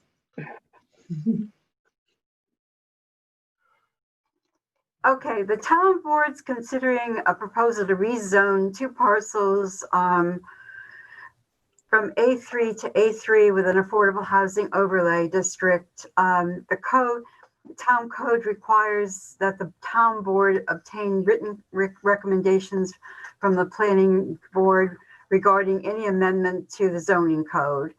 I've attached a memo that the planning department prepared for the town board analyzing the zone change. Okay, there are two parcels on 3 Mile Harbor Road that will be merged. One's a little over 3 acres with a single family residence. Another is 11 acres. This is an aerial photograph of them. It's a very elongated shape. One of them they're about 2,000 feet long and vary between 260 and 350 feet wide. The surrounding land use, the surrounding zoning is really residential on all sides. However, on the southerly side, they're on the sand pit, and on the easterly side, an asphalt plant. But there's plenty of room to locate in a project that would separate itself from those uses. Topography, these are 5-foot contours. The elevations raise from 15 feet to 114 feet as you move to the back of the property. There's a shortage of, or all of the existing affordable housing overlay district zone parcels really have other uses on them. In Montauk, you've got the Montauk Playhouse, St. Teresa's School. In Amagansett, we've got 2 affordable housing projects, St. Michael's and Gansett Green. And then the fire district has a parcel that is also zoned AHO. In the East Hampton hamlet, we've got the Whalebone Apartments, Windmill Village 1 and 2, the Springs Fireplace Apartments, the Accabonac Apartments, 2 trailer or mobile home parks, Oakview and 3 Mile Harbor, the Pantico Place lots, the medical office building and the town offices, and then the only vacant parcel to the back has an emergency facility on it. That's zoned or is proposed to be used as for an emergency facility. The only parcel that's truly without an existing use in the town that's zoned AHO is a former Stern site, which is not used at this point. So the gray areas show you the AHO. I kind of went through those. The 2005 comprehensive plan states criteria that should be used for establishing affordable housing overlay districts. One is the availability of public water. And we note that public water lines are in 3 Mile Harbor Road. Another is convenient public transportation. And there is a Suffolk County Transit bus line that runs down 3 Mile Harbor. Another is the that it should be outside of a flood zone or erosion zone. This is an ex-flood zone and area that doesn't flood and not subject to erosion. The other criteria include the size and shape of the parcels reasonably suited to the proposal. It's 14.3 acres, elongated, and 260 to 300 feet wide. The development is reasonably compatible with surrounding uses. You have the residential zoning to the north and to the west. There is a sand mine to the south, and the asphalt plant to the east is pretty far. It's a very long parcel, so it can be developed without having that commercial use affected. Under an affordable housing overlay district, it meets the special permit criteria with regard to minimum lot area. 8 units are allowed per acre, which would be by the acreage would allow 112 units, but there's also other criteria that says that you can't have more than 60 units per site. And the applicant was thinking in terms of 60 units, which it's not clear whether the town board is willing to go with that or whether there's no hard proposal on that, but they did apply for the zone change to possibly allow for up to that. You've got the zoning dimensional regulations require a 50-foot front yard setback, 50-foot side and rear yard setbacks, 20% maximum building coverage, 75% maximum total coverage, and clearing no greater than 80,000 square feet without a special permit from the planning board. So that is potentially a limiting factor also. There's a demonstrated need for affordable rental housing in the town.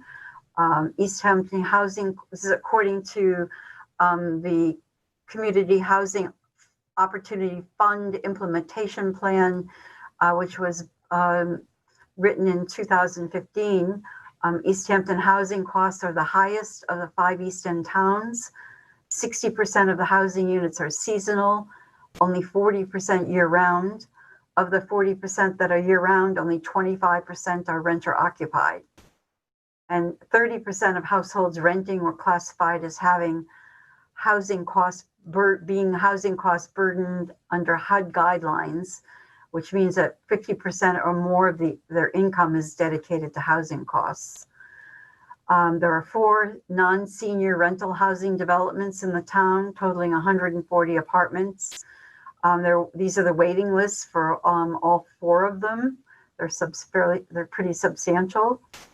So in conclusion, there's a demonstrated need for affordable rental apartments in the town.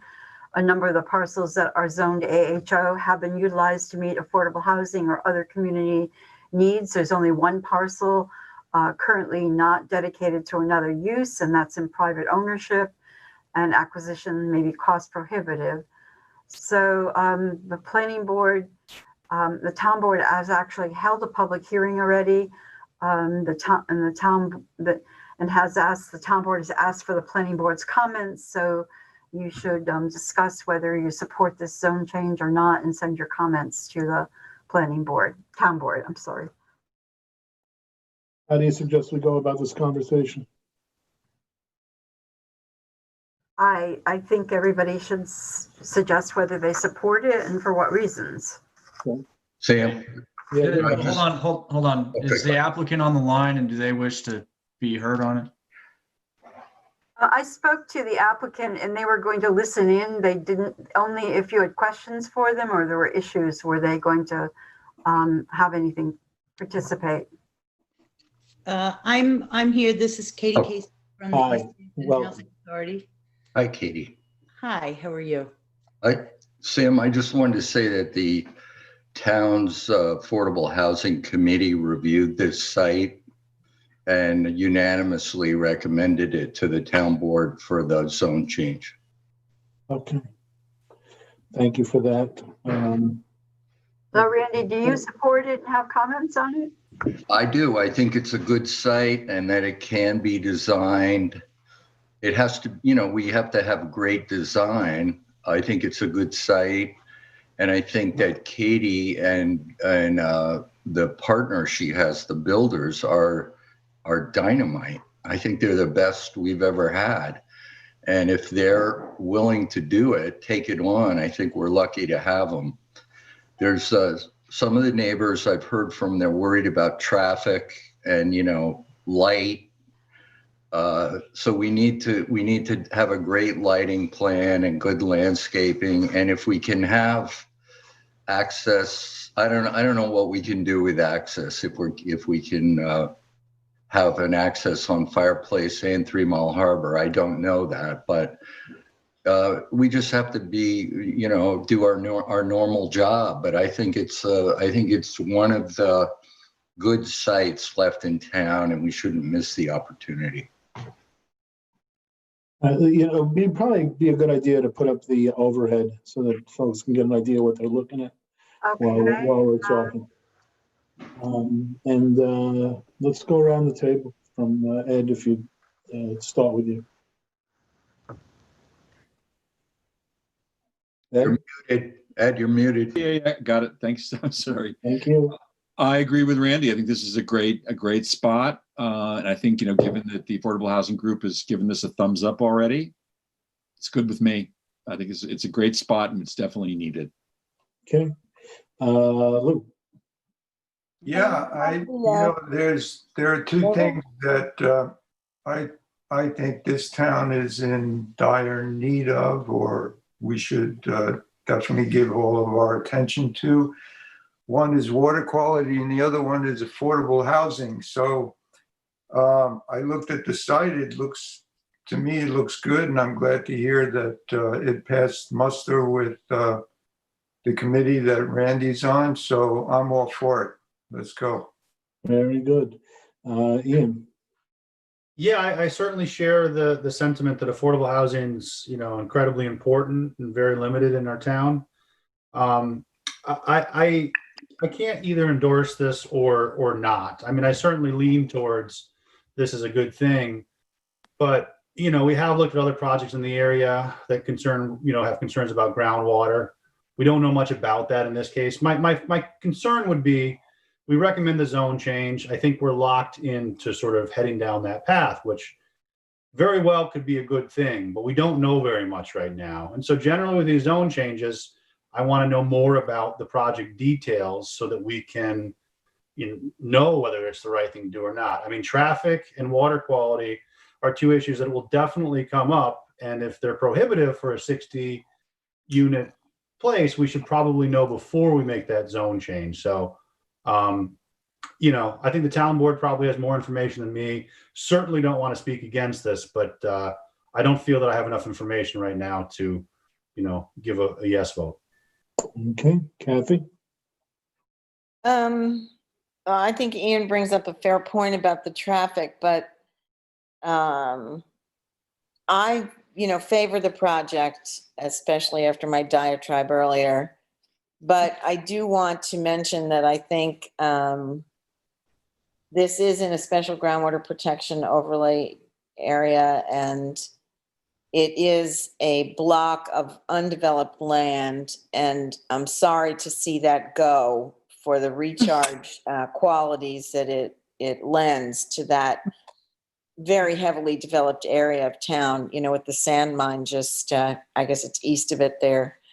And so I would strongly favor the zone change, but I would also strongly recommend to the town board that it look for some other water recharge, some other land to offset this development in the water recharge area if it's possible.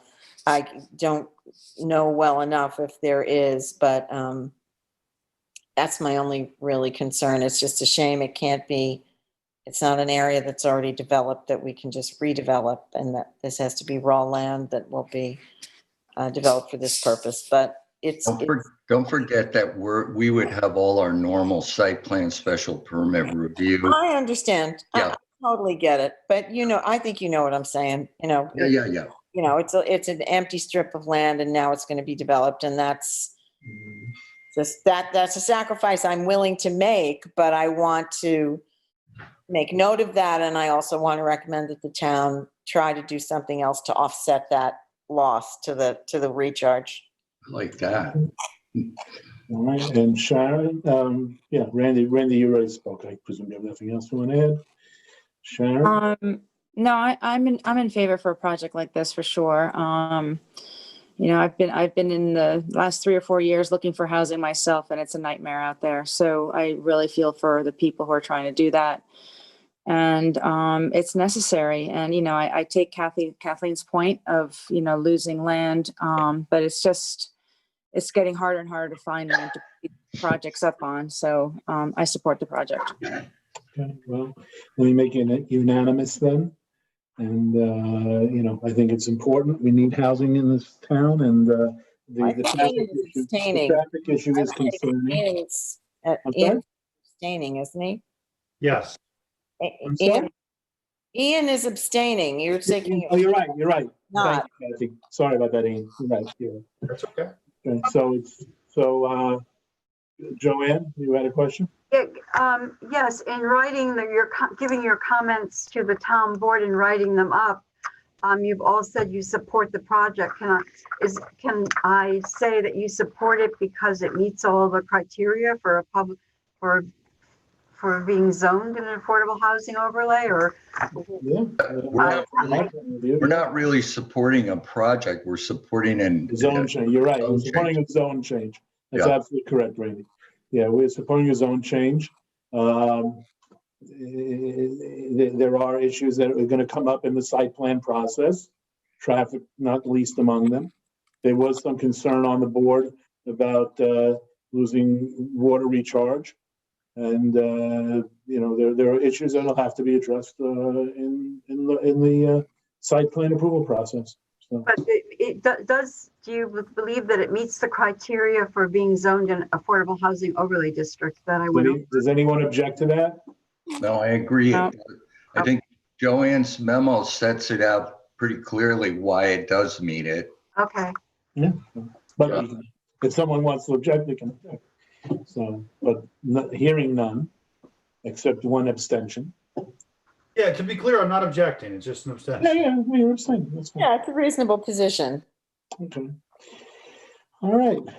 In that case, Joanne, you have everything you need? Thank you, yes. It is now. Thank you. 9:48 p.m. We have nothing else on the agenda except somebody make a motion. Motion to adjourn. Is there a second?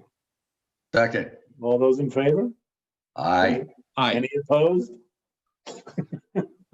Thank you all very much for Night, sticking around. everyone. Thank you, everybody.